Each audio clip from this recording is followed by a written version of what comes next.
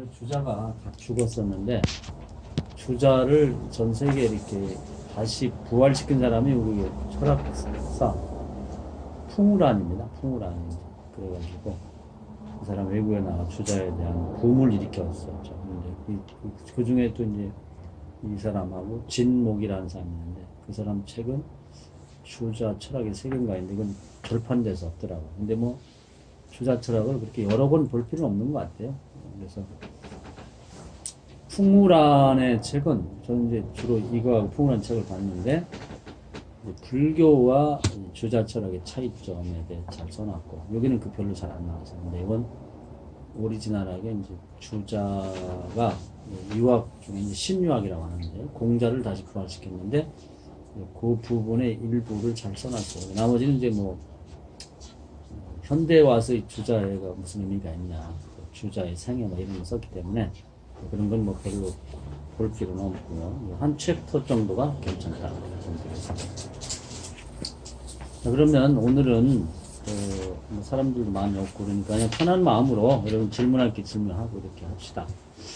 우선 동양 철학을 왜 해야 되냐 이제 그러죠. 이제 예를 들면 우리 스트로야니 공부를 하자고 그랬을 때 이제 뭐 공부하냐면 뭐 주역을 공부하면 왜 하냐고 공자, 노자, 주자를 왜 공부하지? 불교를 이제 이렇게 생각할 수가 있는데 우리는 우리 기독교인이 이기잖아요. 이미 우리 의식의 심층 속에 소위 무의식이라고 해요. 무의식 속에는 오래전부터 이렇게 퇴적되듯이 쌓여있는 의식이 있습니다. 뭐냐면 불교 같은 경우는 이제 통일신라부터 왔으니까 천년의 역사를 갖고 있고 지금도 엄연히 절들이 교회 못지않게 곳곳에 있고 우리 생활에서 아주 깊숙이 배어 있거든요. 예를 들면은 우리 새벽기도 하는 게 불교에서 온 겁니다. 새벽 예불이. 외국에는 새벽기도 하는 게 개념이 없어요. 그리고 이 초대 교회에서도 아침의 기도는 9시에 했습니다. 그리고 12시, 오후 3시 이런 식으로 했거든요. 그러니까 우리나라의 새벽기도가 이렇게 지금도 없어지지 않고 있는 것은 불교 의식이 그대로 기독교의 세례를 잇고 우리 생활 속에 자리를 잡고 있는 거거든요. 그런 식으로 곳곳에 많은 부분들이 이제 불교적인 것이 우리 삶 속에나 생활 속에나 의식 속에 저변에 깔려있다 이렇게 보면 됩니다. 그리고 유교는 조선시대에 정적인 목적에 들어왔으면은 지금 거의 뭐 조선시대 500년이 그 후에 한 100여 년이 지났으니까 한 600여 년을 지배를 하고 있다고 봐야죠. 우리 생활 속에 다 지금 소위 예의절이라고 하는 것은 불교에는 별로 없는 거예요. 그게 다 주자 가래를 근거해서 이제 우리나라 와서 예학이 자리를 잡았습니다. 그건 조선시대 김장생이라고 하는 분이 우리 선조이기도 합니다만은 그 예학을 집대성했어요. 그리고 이제 그 예학이 우리 생활에 이제 지나친 점도 없지 않지만은 모든 생활을 다 예를 갖춰서 행동하는 게 뭐냐를 규정해 놨습니다. 그러니까 예를 들면 이렇게 문을 열고 들어갈 때 어른이 먼저 간 다음에 가라. 찬물도 위아래 갔다. 뭐 이런 식으로 아주 이렇게 어떤 용어를 개발해 가지고 다 이렇게 생활 곳곳에 배어 있도록 만들었거든요. 괜히 그게 다 유교에서 온 거거든요. 그래서 지금은 없어졌다 하더라도 전 세계에서 가장 예절이 있는 민족이 한국 사람입니다. 두 손으로 받쳐서 주는 데가 없어요. 전 세계에. 인사할 때 이렇게 고개 숙여 인사는 거의 없습니다. 어디서 왔냐? 다 유교에서 온 거거든요. 그러니까 문 열고 어른 먼저 들어가세요. 이런 것도 없어요. 세상에는 거의 없는 거지. 중국 사람이 원래 유교를 개발했는데 중국 사람들은 이제 아주 의도를 가지고 공산당 하면서 완전히 주자 공자를 없애버렸죠. 민족을 망친 원흉으로 만들어가지고 그들의 생활 속에는 그게 없습니다. 그래 중국은? 전혀 없죠. 그래서 원래는 상대를 존중해서 닌인데 닌 대개는 니하오인데 이제 어른은 닌하오인데 닌 자는 말 자체가 없어졌어. 근데 마오쩌둥 그 양반이 공산혁명 한 게 그렇게 오래는 안 됐잖아요. 그게 무서운 거예요. 한꺼번에 그렇게 없어질 수 있어. 그렇죠. 완전히 없앨 그 때 수많은 사람들이 세대가 바뀌었죠. 세대가 바뀌어버리고, 그러니까 마오쩌 시대에 태어난 사람들이 이제 지금 중국을 지배하고 있는 거야. 그 전에 유교적인 교육을 받은 사람은 다 없었죠. 두 세대가 갔잖아. 근데 우리는 이제 마오쩌둥 같은 그렇게는 아니지만, 그래도 어쨌든 우리가 세대를 겪으면서 이제 미국이나 뭐 기타 이런 서양 문물들이 들어오면서 얘가 많이 상실이 된 건 사실이잖아요. 그래도 그렇게까지 없었어요. 엄청 상실됐지. 엄청 상실됐지만 조선시대 생각하면. 니에서 닌이라는 존칭어가 없어질 정도로 그 정도는 아니잖아요. 바꿔주게 동무. 아버지도 동무고 그러니까 엄마도 공산화의 할아버지도 세대가 동무가. 공산화의 세대가. 용어 자체가 다 동무가 된 거야. 나 여자들 일 안 하는데 정말 엄마도, 기겁을 엄마도. 했어. 엄마도 니지. 북한도 그렇습니다. 예, 그러니까 여자들 아예 일 안 해. 부모란 뜻이에요, 그게? 아니 부모도 이제 너라는 거지 너. 네가 너인데 부모한테도 유처럼 어. 유처럼. 그렇지 그냥 영어의 이유. 존칭이 없어진 거예요. 니하오. 엄마한테도 니하오.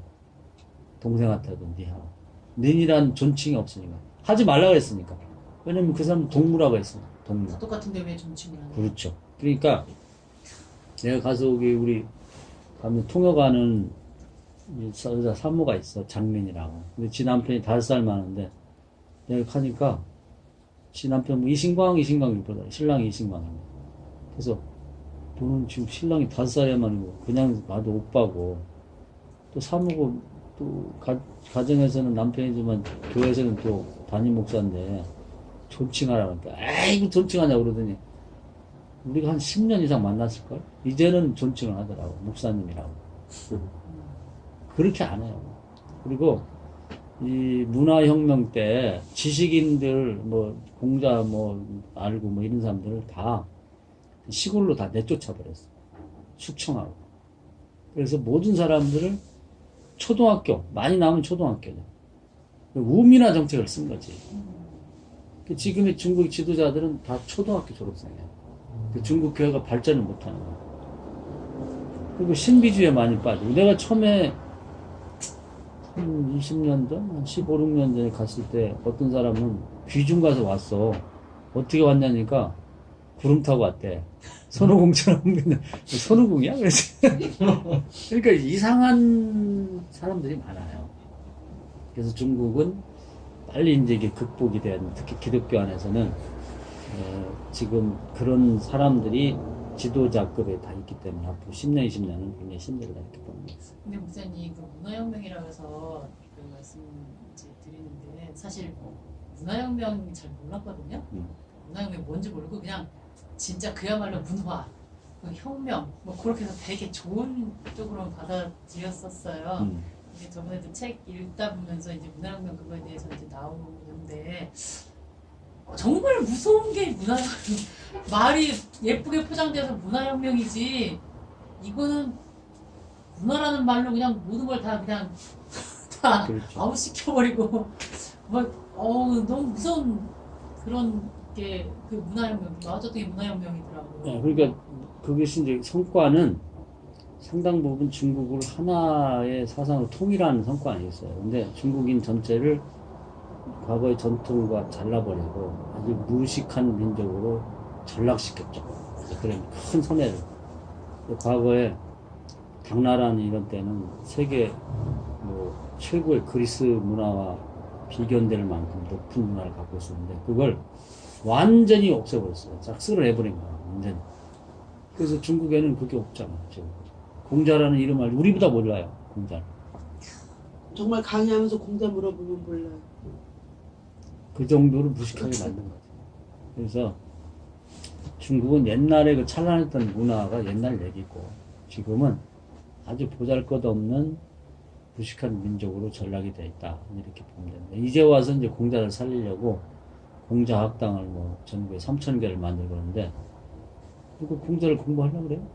지금 한자도 없애자고 하는데 한자도 잘 모른다나요 중국 애들이. 세계적으로 공자 학당 이렇게 하는데 그게 정보국가 지역에서 그 나라의 정부 수집해가지고 공산당한테 보고하고 그런다고 하더라고요. 정보기관이 된 거예요? 그렇지. 그런 것도 문화원이 하고. 된 게 아니라 그러니까 그런 역할도 한대요. 그렇지. 근데 이제 와서 그게 잘 안 된다는 거지. 왜냐면 지는 나라도 안 되는데 외국에 가가지고 해가지고는 그게 잘 안 된다는 거지. 그래서 중국의 고민이 그거예요. 뭐냐면 중국을 통일할 만한 뭔가 사상이 있어야 하는데 과거에는 공산주의가 했는데 지금 자본주의를 받아들인 빈부격차가 심해지고 사회주의에서 인정된 공산주의가 아니거든.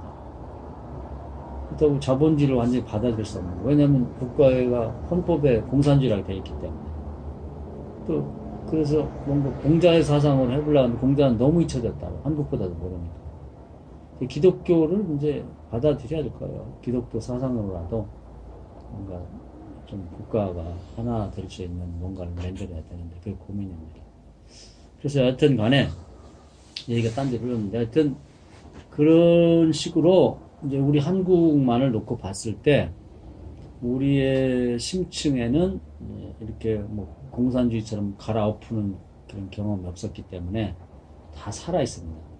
밑바닥에는 이제 무속신앙이 있고, 무속신앙은 이제 시베리아부터 왔다는, 요즘에 상고사에 대한 관심들이 많은데, 굉장히 오래된 그런 이제 신앙이 우리 속에 있죠. 그리고 이제 그 외에 이제 불교가 쌓였고, 그 다음에 이제 유교가 쌓였고, 그 다음에 기독교가 들어왔기 때문에, 이제 그 우리의 토양은 그런 토양에 있었다 이렇게 보면 되는 거죠. 그러니까 우리의 신앙이 이제 그런 것을 잘 재료로 활용해서 뿌리를 이제 거기다 내려가지고 자양분을 빨아들여서 활용할 필요가 있는 거죠. 그러니까 기독교도 예절이 있는 기독교 좋잖아요. 무식한 기독교보다는. 중국에 가면은 이제 이렇게 우리는 목사니까 그래도 뭐 못났더라도 뭐 이렇게 주면은 갖다 이렇게 공손하게 주잖아. 중국 가면은 뭐 예를 들어서 뭐 무슨 김 같은 걸 주면 이렇게 던져. 잡어요? 이렇게. 기분이 되게 안 좋아. 이번에 그 차방에서 네. 그 차 마시는 차 이렇게 따라주는 분 계잖아요. 네. 과자를 계속 던지더라고요 이렇게. 그죠? 맞아. 던져. 제가 처음에 뭐지? 목사인데. 먹으라고 막 던지더라고요 이렇게. 애들도 그래, 애들도. 던져요. 잡어요?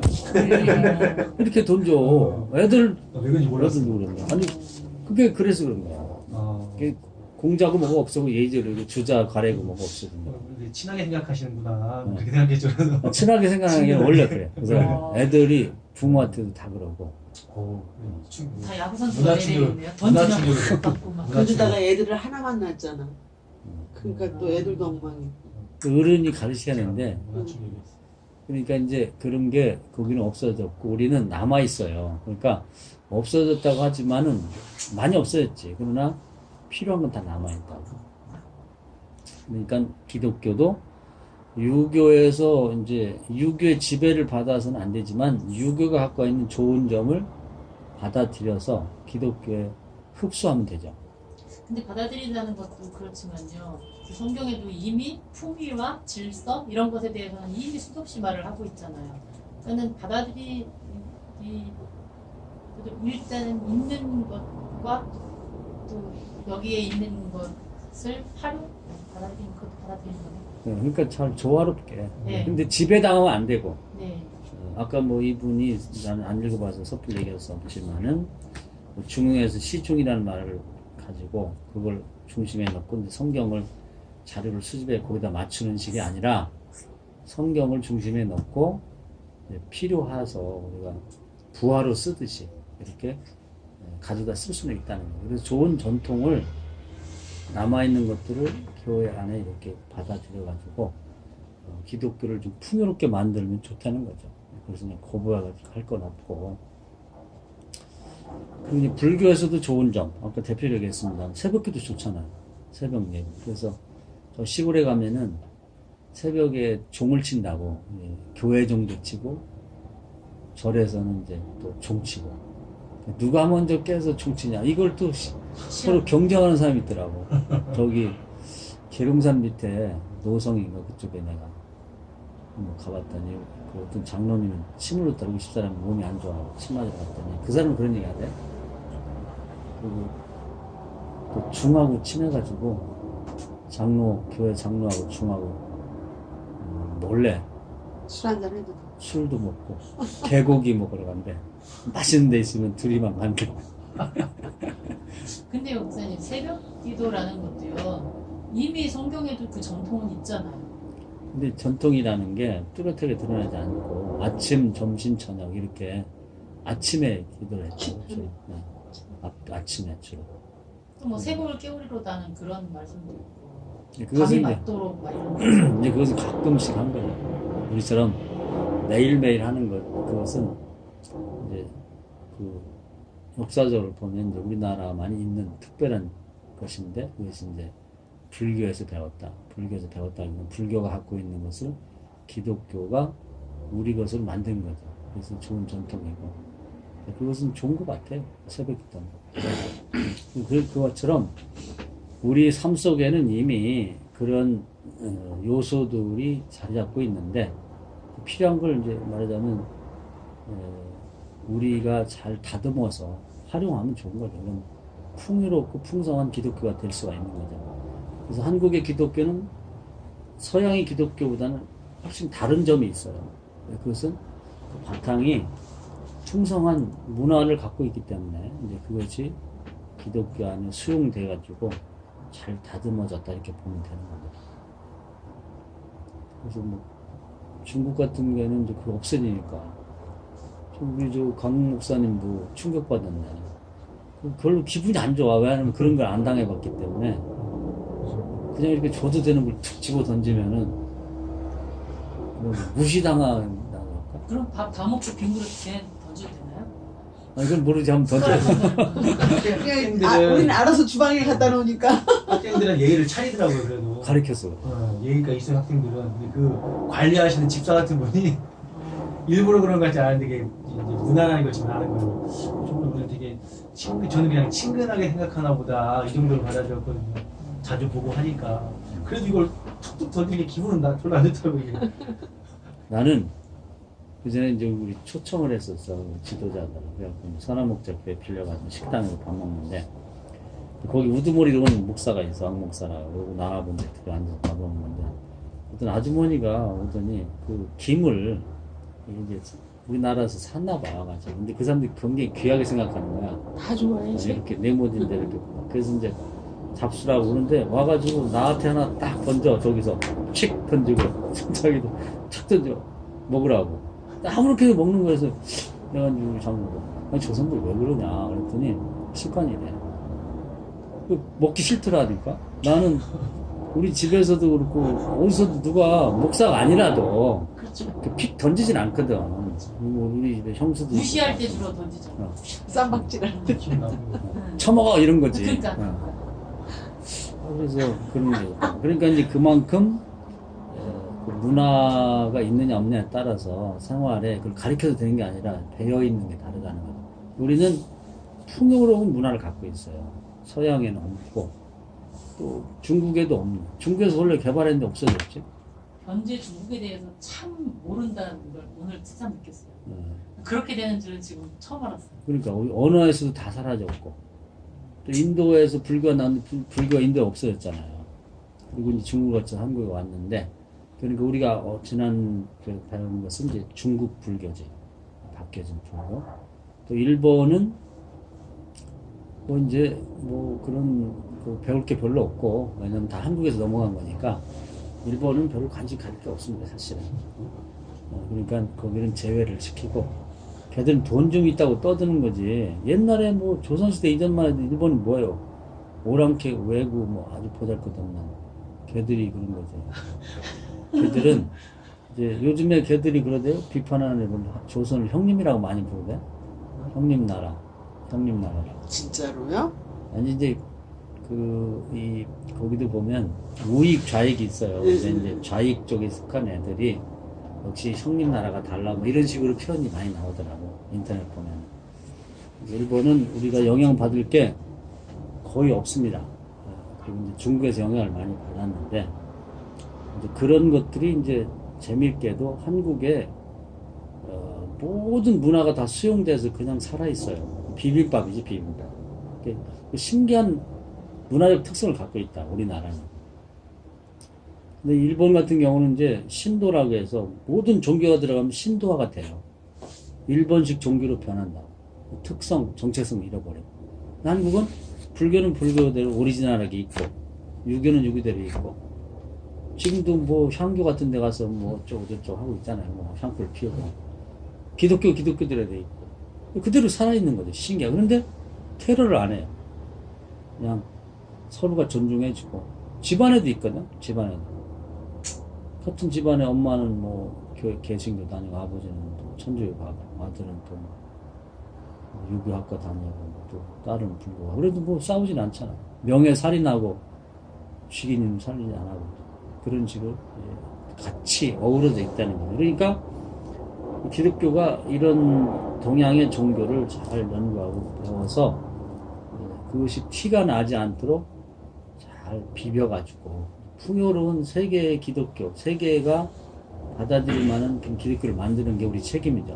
공부를 많이 해야 됩니다. 그래서. 근데 이게 모든 사람들이 다 그렇게 해주기를 바라는데 그건 쉽진 않아요. 왜냐면 공부가 오래 걸리니까. 그래서 여러분들이 저도 지금 꾸준히 공부를 해서 일단은 전체를 섭렵을 해야 돼요. 이렇게.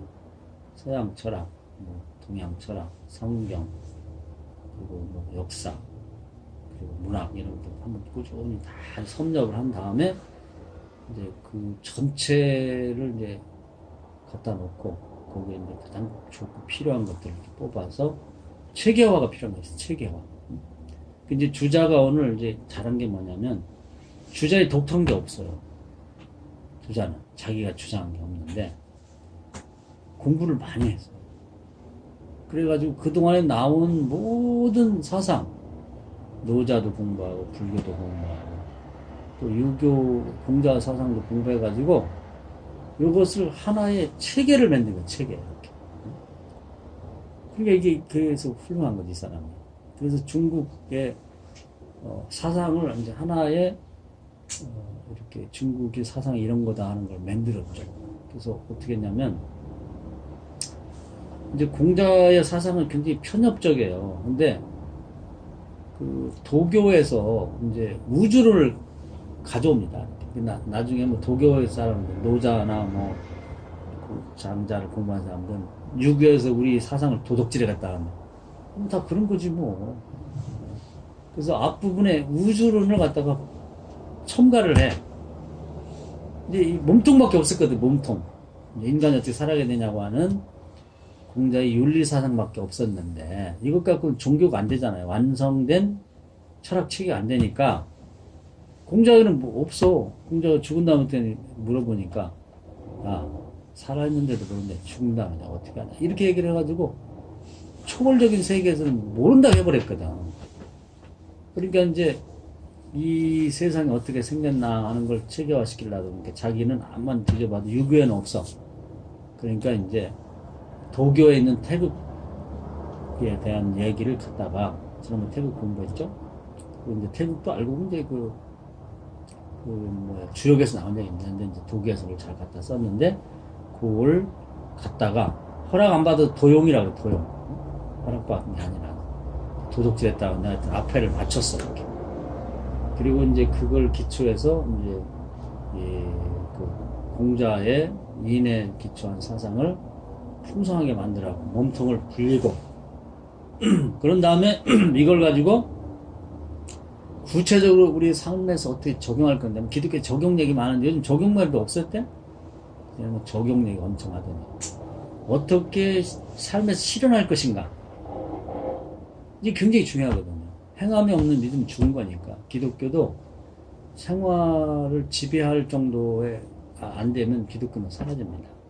생활을 지배하게 만드는 게 주작 가래입니다. 가래는 가정에 있어서의 예야, 예. 그래가지고 이 공자의 사상이 입각해서 이제 가래라는 게 되게 그런 겁니다. 관혼상제, 결혼하고 사람이 죽고 애기 태어나고 뭐 그런 가정에서 주로 있을 수 있는 큰 행사에 대한 예절을 같이 딱 규정을 해서 만드는 거예요. 이렇게 하는 것이 공자의 뜻이다. 그 우주론 있죠? 사람이 살아야 될 윤리 도덕이 있죠. 구체적으로 이렇게 살아야 됩니다 하는 거. 소학 같은 게 이제 대표적인 예가 되겠는데, 그래서 하다 보니까 이제 공자 사상, 즉 주자 사상이 가지면은 다 해석이 되는 거야. 우주가 어떻게 만들어졌고, 그 중에 인간, 천지인 중에 인간은 어떻게 살아야 되고, 그것이 구체적인 삶 속에서는 결혼할 때는 이렇게 해야 되고, 누가 장래가 났을 때는 이렇게 해야 되고, 또 그러니까 출산했을 때는 이렇게 해야 되고, 뭐 그런 중요한 행사는 이렇게 해야 된다 하는 게 딱 규정이 되다 보니까 그거 가지면 다 되는 거죠.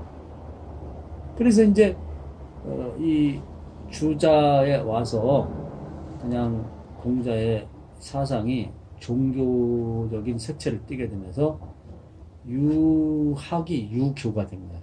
이해가 되시죠? 그게 발전했다 그 말이에요. 근데 종교라고 해도 뭐 틀릴 게 없는 이런 형태로 발전이 된 거예요. 그 주자는 중국 철학을 종합해서 하나의 체계를 만들었다. 이렇게 볼 수가 있는 거예요. 기독교도 왜 바울이 기독교를 만들었다고 하냐면은 바울이 기독교를 체계화했죠. 근데 그것이 말하자면 이제 다른 서신은 연습한 거고 완성된 로마서. 로마서를 보면 되게 우리가 필요한 것들이 이제 이렇게 다 들어있는 체계가 잡혀 있습니다. 그래서 지금 와서 한국교에서 해야 될 일은 뭐냐면 여러분이 좀 공부를 많이 하셔가지고 한국의 그 풍요로운 문화유산을 기초한 인류가 앞으로 살아가야 될 걸 제시할 만한 이제 기독교의 새로운 체계화가 필요합니다. 사상적 체계화. 그래서 이제 서양에서 이 바울이 이제 그런 역할을 어느 정도 했는데요. 그거 가지고는 부족하고 이제 한국에서 해야 된다 이렇게 생각합니다. 왜냐하면 중국은 아까 얘기했듯이 그 문화혁명을 지내면서 그 이제 전통을 다 말살시켰거든요. 근데 이게 필요한 거예요. 생활 속에 있어야 돼요. 문화가. 살아있어야 되는 거예요. 근데 생활에 국민 전체에 싹 없어진 걸 갖고 하려면 공부밖에 안 돼. 지식밖에 안 돼. 생활 속에 이미 있는 걸 갖고 해야만 살아있는 그런 이제 생활을 지배하는 그런 신앙 체계가 될 수 있는 거예요. 그래서 하여튼 특히 강 목사님은 나이가 젊으니까 정신을 바짝 차리고 열심히 공부해가지고 좀 우리가 공부해 놓은 것을 기반으로 해가지고 그런 체계를 좀 만들어 봐요. 내가 볼 때 100살까지는 살 것 같아요. 그러니까 지금 앞으로 70년 한 70년 남았으니까 길게 봐야 돼요. 학문은 짧게 할 수가 없어요. 근데 내가 보니까 기본 공부를 하는데 30년은 써야 돼. 30년. 열심히. 왜 그러냐면 읽을 게 많아. 읽을 게. 자료가. 바울 같은 사람 행복하다고 생각하는데 그때 뭐 성문서가 뭐 많이 돌아다닌다 한들 그 모아봤자 뭐 얼마나 되겠어. 한 1000페이지, 2000페이지, 3000페이지가 넘어가지 않았을 것 같아. 그것만 드립다 파고 읽으면 되잖아. 그리고 정리하면 로마서 하나 나온다. 로마서 해봤자 16장밖에 더 돼. 아무것도 안 알고 보면은 그걸 체험한 게 큰 거지 별거 아니라고. 뭐 13권 다 합쳐봤자 얼마 안 되지. 근데 그 후에 철학도 2000년이 지났지. 기독교 2000년 지났죠. 또 동양 철학도 2000년 지났죠. 그러니까 공부를 하려면 6000년을 공부해야 돼. 6000년. 2000년씩. 그때 남긴 자료들을 중요한 건 읽어봐야지. 그러니까 지금 와서는 공부하기 어려워요. 근데 이제 그건 현장에 있는 목사가 또 해야 돼. 이 어디 가서 도서관에 가서 공부하면 사람들, 교수들 못 하거든. 그리고 교수들이 하는 것은 한 가지를 가지고 이제 그 전문적으로 파니까 그거밖에 못하고 현장에 없으니까 안 돼. 그래서 목사가 해야 됩니다. 목사가. 바라기는 이 주자 같은 역할을 해야 된다. 그러니까 주자가 없다 그러면 중국 철학이 다 그냥 여기저기 흩어져 있는 것 뿐인데 이걸 싹 끌어 모아가지고 완벽하지는 못하지만 하여튼 얼기설기라도 이렇게 체계를 만들었다는 게 위대합니다. 그래서 이제 주자는 특별한 자기 주장은 없다. 그러나 중국 철학을 섭렵하고 체계화했다는 점에서 훌륭하다 이렇게 보면 되고 자기들이 갖고 있지 못한 것은 과감하게 다른 종교에서 가져다가 체계를 완성했다 이렇게 봅니다. 지금의 도둑놈이라고 하고 뭐 하건 어쨌든 간에 필요하니까요. 그래서 결국 이제 체계화가 돼야 쓸모가 있으니까 그 다음에는 국가에서도 주자의 주장을 그대로 받아들여 가지고 주자가 이제 뭐 사서삼경도 주자가 결정한 거거든요. 원래는 공자의 논어밖에 없었는데 그 얘기를 읽다가 보니까 중용 대학이 있고 얘기에 편입돼 있었거든요. 그걸 뺐다고 따로. 이제 그래가지고 이제 그걸 따로 책을 만들고 또 맹자 사상을 갖다 하나 집어넣어가지고 사서 그랬고 요걸 가지고 이제 대학도 이제 우리만 큰 학문을 가르쳤고 또 국가의 공무원 시험 볼 때 그걸 갖다가 이제 교과 과목으로 오늘 수능 시험 보는 날이네 그렇게 썼단 말이죠. 그러면서 주자가 확 뜬 거지. 우리나라도 좋잖아. 이렇게 체계를 만들어 놓으니까. 그래서 공무원 뽑을 때 어떻게 뽑아? 안 그러면 자기 마음에 드는 사람 뽑을 거 아니야. 근데 객관성이 있잖아요. 사설을 갖고 시험 본다. 그럼 그 주입밥 파가지고 이제 그거 갖고 수능 시험 같이 보는 거지. 공무원 시험도. 그렇게 하니까 쓸모가 있다 보니까 우리나라도 500년을 지배한 거 아니에요. 주자가. 어떻게 보면 잘 되기도 하고 승진도 나죠. 주자 따위가 우리를 500년을 지배하다니. 근데 그 전에 우리는 체계를 잡은 게 없잖아요. 불교도 뭐 우리나라 주로 선불교인데 뭐 화두 하나 명제 붙잡고 나도 10년씩 땅굴 속에 들어가서 앉아 있으면 이게 나라 꼬리태 그리고 탁 나와서 사는 사냥 부른다. 그거 어쨌다고? 뭐 이러면 그건 깝깝한 거지. 그러니까 보통 사람이 실용성이 없는 거예요. 기독교가 그 모양이야.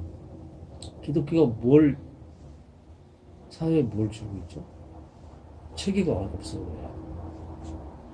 과거에 기독교 영향을 준 게 나는 세 가지가 있다고 봐요. 하나는 뭐냐? 배고플 때 내가 늘 얘기했는데 조은기 목사가 그 금식기도 가르치고 그러니까 어떤 굶는 걸 갖다가 금식기도 교체를 한 거죠. 그래서 그것이 이제 배고플 때를 넘어가게 만드는 좋은 가난을 극복하게 해줬고, 그 다음에 경제개발 될 때 80건 무슨 말에 맨날 넣지 못하는 없다는 그 말씀 가지고 마가본 부장 갖고 사람들에게 용기와 희망을 심어줬다. 그리고 머리가 되고 꼬리가 되지 말라 그래서 이제 교인들이 자녀를 가르쳐가지고 교육열을 높이는 데 기여를 했다. 이런 게 있었는데 굉장히 이제 지엽적이죠. 근데 이제 이 한국의 문화를 다 수용해서 뭐 완벽한 체계는 없어요. 우리가 이제 철학을 공부하면서 플라톤 하면 끝난 줄 알았는데 아리스토텔레스가 확 뒤집어 버리잖아요. 아리스토텔레스 하면 끝났는데 꼭 그 다음 사람이 나와서 계속 반복해갖고 지금까지 이제 완성된 철학, 이제 와서는 철학이 없어졌어요. 포스트 모던에 나와가지고. 그런 경위. 그게 사실 잘 된 거야. 왜냐면 공산주의가 막 쓸 때는 누가 얘기해봤자 객소리도 못 하거든. 근데 지금은 무주 공산이야. 아무것도 없거든? 기독교도 이제 옛날에 파르트가 뭐 파르트는 이제 그 케르케고르를 갖고 사실 한 건데, 뭐 불투만 이건 이제 하이데크를 갖고 하고 뭐 이럴 때는 학교 가면 그거 얘기밖에 안 해. 불투만이 어쩌고 파르트 어쩌고. 그때는 딴 얘기 해봤자 객소리도 못 하지. 왜냐면 그 사람들 위세가 세니까. 근데 지금 아무것도 없거든? 이거 뭐야 이게 뭐야. 시중신앙, 뭐 여계신앙, 뭐 주역신학이니 뭐 별게 다 있어 요즘에. 그러니까 도토리 키재기야 뭐 대세가 없거든. 이런 데 신앙하기가 좋은 거예요. 그래서 다른 거 물론 개교회를 열심히 해서 부흥되는 것도 중요하지만은 그것도 열심히 해야죠. 그렇지만은 이게 굉장히 중요한 거예요. 주자가 한 일, 또 이 바울이 한 거, 이런 걸 우리가 기독교 한국에서 해내야 이제 뭐 지배란 말은 근데 세계에 영향력을 끼칠 수가 있어요. 근데 우리나라는 아직까지 이제 유교는 워낙 그 당시에 중국이 셌어. 세고. 또 불교는 체계가 없는 거고. 근데 기독교는 기회가 왔어요. 왜냐면 서양 기독교 망했거든? 망한 거야. 근데 그리고 일본의 기독교가 뭐 옛날에 뭐 우찌무라 간준이 뭐 무교회니 어쩌고 하는데 그 체계가 안 됐고 자기네 교회가 망했단 말이야. 1억 2천만 인구에 20만 명밖에 교회를 안 다니니까 그거 뭘 하겠어요. 걔들은 못해. 근데 그나마 우리는 그래도 개신교가 뭐 1200만 명 된다 그러는데 지금 800만 떨어졌다 하더라도 천주교가 또 기독교 성향이니까 개신교 거의 한 500만 된다니까 우리는 아직까지는 기독교가 강한 나라입니다. 세계 기독교가 한국 기독교를 주목하고 있고 한국 기독교에서 뭔가를 해주기를 바란다는 거예요. 뭘 하기를 원하냐면 이걸 원하는 거예요. 체계화. 이해가 되시죠? 근데 이제 이게 교수는 못한다. 그리고 공부를 조금 뭐 10년, 20년 하는 것도 못해요. 한 30년 공부하고 그 다음부터 이제 체계를 잡는 작업을 해야 됩니다. 그러니까 누가 하겠어요? 큰 교회 목사는 못합니다. 또 바빠가지고 작은 교회 목사들이 너무 축복을 받고 태어난 거예요. 그러니까 근데 작은 교회 목사가 공부까지 안 한다. 이건 최악이고 거의 지옥 갈 가능성이 많아요. 그러니까 이제 시간을 많이 주셨고 자유를 줬으니까 먹을 건 별로 없더라도 공부를 죽기 살기로 해가지고 우리나라에서 기독교 안에서 주자 같은 사람이 나오기를 바라는 거예요. 이해가 되시죠? 정말 꼭 해줘야 됩니다. 이거 누가 하겠어요? 스토리 라인에서 나와야 된다고 생각을 해. 왜냐? 공부를 10년, 20년을 개신교에서 모여서 하는 데가 없어요. 해도 뭐 성경만 읽어갖고는 안 돼. 이 조직하는 머리가 성경만 읽어 나오질 않습니다. 또 기도만 해서 되질 않아요. 또 얘기했잖아요. 권일중이나 우리 같이 공부 초창기 시작했던 친구가 걔는 기도를 엄청 해. 하루 종일 기도를 뭐 몇 번씩 하나 봐. 근데 걔가 이제 철학을 하다 잘 안 되고 성경이 잘 안 되니까 나보고 선언하라고 간 일이 있어.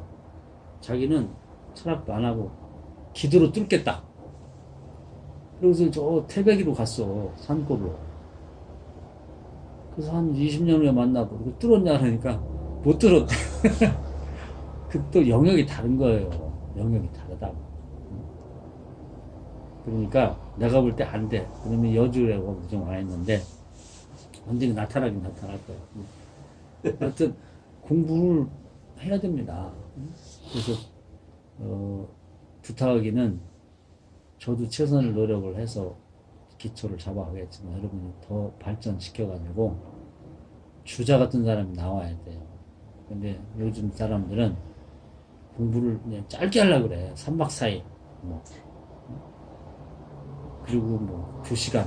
이것도 이 사람도 이제 많이 공부를 했을 텐데. 평생을 젊은 날을 한 건데. 근데 2시간에 이걸 읽고서 하고서 하니까 되냐 말이야. 안 되지.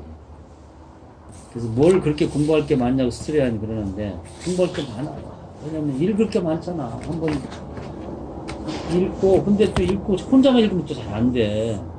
같이 읽고 나눠야 됩니다. 그래서 피드백을 받아야 돼요. 공감. 이런 공부 모임이 굉장히 중요한 거예요. 여러분도 공부 모임을 좀 개인적으로 만들어가지고 가르치기도 하고 질문도 받고 그렇게 해서 이걸 만들어 나가야 됩니다. 하여튼 이걸 하면 그건 되게 한두 사람이 하는 거예요. 바울도 혼자 한 거거든. 바울 시대에 얼마나 사람이 많았어요. 엉덩이 붙이고 해야 되는데 그냥 많이 12년 6개월을 엉덩이 붙이고 아무도 안 알아주고 그냥 시골 자기네 집에 앉아있는 그때 나온 거예요. 이게. 지금 여러분 안 알아주는 게 정말 감사한 거예요. 남들이 그냥 그래갖고 그냥 묻혀가지고 공부를 해대야 됩니다. 해대야 돼. 모세도 80년간 그리고 특히 40년간 그 미디안 광했을 때가 그때 큰 거예요. 그때. 왕자로 뭐 인기 있고 돌아다니면서 뭐 할 거 아무것도 못하지. 왜 우리에게 이런 시간을 주는지에 대한 이해를 갖고 시간을 낭비하면 안 됩니다. 만약에 열심히 좀 공부를 해주시고 부족한 걸 채우셔야 돼요. 채우시고 서로 기도하면서 정말 우리나라에서 주자 같은 그동안 세계 기독교가 남긴 자료, 철학이 남기고 동양 철학. 서양보다 어려운 거야. 서양 애들은 동양 철학 공부 안 해요. 우리는 동양까지 해야 돼. 그러니까 더 많지. 근데 맨드로만 넣으면 풍요롭죠. 그래서 그걸 기대하고 있다. 공부 안 하는 사람은 천재라도 소용없습니다. 떠드는 거. 내가 볼 때 김용욱이 천재라 그러는데 걔는 너무 떠들거든. 걔라고 해도 돼. 우리 나름은 조카빨이니까. 저희는 아니잖아요. 용자니까 목사님한테 그렇지만 우리는 걔는 너무 떠들어. 그렇게 하면 학문을 못해요. 그러니까 하이데크처럼 아니면 칸트처럼 그냥 학교, 집에, 도서실, 장가도 안 가고 이렇게 해야 되는데 한의사라고 돌아다니고 강의하러 돌아다니고 정치 어쩌고 떠드니까 자기는 뭐 칸트의 순수의 성백방 같은 책을 쓴다고 하는데 그것도 죽었다 깨어나도 안 돼. 시간이 필요해. 그래서 여러분이 무명한 상태로 이렇게 교회에서 목회하면서 공부 열심히 하고 계시니까 앞으로 90년 100살, 90세 100살까지 살 수 있다고 생각하면 지금은 돼도 충분합니다. 공부를 열심히 하셔서 주자 같은 분이 되길 바라고. 자, 뭐 얘기가 길어졌는데 그냥 공부를 왜 하는지 하는 얘기를 하려고 한 거니까 각오를 새롭게 하시고 한번 주자 읽어보도록 하겠습니다. 자, 천명입장에 정리한 신유학의 주자. 이제 유학이 이제 말하자면 공자의 사상을 유학이라고 하는데 새롭게 해석했기 때문에 신유학이라고 이렇게 통칭 얘기합니다. 이 신유학이요 800년을 지배한 거예요. 동양을. 와, 대단하죠. 이렇게 종합이라고 하는 거 체계화랑 이렇게 대단한 위력을 갖고 있는 겁니다. 한국의 기독교는 체계화가 안 돼 있어요. 체계화. 기독교가 뭐냐 읽어봤을 때 이게 기독교라고 하는 게 없는 거야. 그러면 교회에서 오면 교회는 뭐 가르칩니까? 우리가 책이라고 할 때 이 책이 정말 체계화됐다고 하는 게 뭐가 있어요? 없어요. 근데 안타깝죠. 외국에도 없고 한국에도 없고. 외국 사람들은 체계화를 잘 못해요. 그러니까 한국에서 꼭 해야 되기를 원하고. 천명의 입장이라고 하는 건 뭐 이제 누차 얘기를 했는데요. 이제 인간은 어차피 이 세상을 천지인으로 봅니다. 하늘과 인간과 또 땅. 이 세 가지가 가장 중요하죠. 서양 철학에서도 생명의 실체가 신과 자연과 인간 이렇게 보는 거랑 똑같죠. 그래서 이제 인간은 어차피 이제 뭐 본인이 뭐 종교적인 아니든 간에 보이지 않는 세계를 그냥 절대자를 신이라고 보면은 신의 뜻에 합당해 살아야 된다고 하는 그런 집착하는 게 있어요. 내 마음대로 살지 않고. 그래서 이제 하늘을 섬겼다. 과거에는 하늘의 지배자가 이제 태양을 섬겼는데 태양이 그냥 10개가 있다고 봤단 말이죠. 그러다가 태양의 인격을 부여하면서 태양이 개념이 됐죠. 천으로 바뀌었다. 태양하고 천은 다르죠? 그러면서 이제 그 천이 신적인 인격성을 가지면서 이제 천이 말을 하기 시작합니다. 이게 천명이죠, 천명. 그래서 이제 왕들이 인간을 대표해서 하늘의 명령, 신의 뜻을 듣기 시작합니다. 천명을 듣기. 들으려고 노력했고 이제 들었다고. 진짜 들었는지 안 들었는지 모르지. 그런데 그렇게 하면서 권위를 얻게 되는 거야. 내가 신의 소리를 들었다. 왕이 들었다 그러니까 들은 줄 아는 거지 뭘 어떻게 하겠어. 목사들이 그런 얘기 많이 하죠.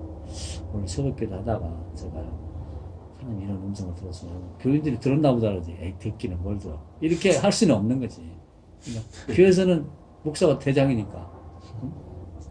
그런 거죠. 그래서 그 당시에 이제 뭐 나라라 해봤자 부족이니까 뭐 얼마 되겠어요. 뭐 100명, 200명 모여서 이렇게 지금에 오니까 뭐 축제 세워갖고 뭐 나라 하면 뭐 몇 억씩 되는 줄 알지만 옛날에 그건 부족들입니다. 그냥.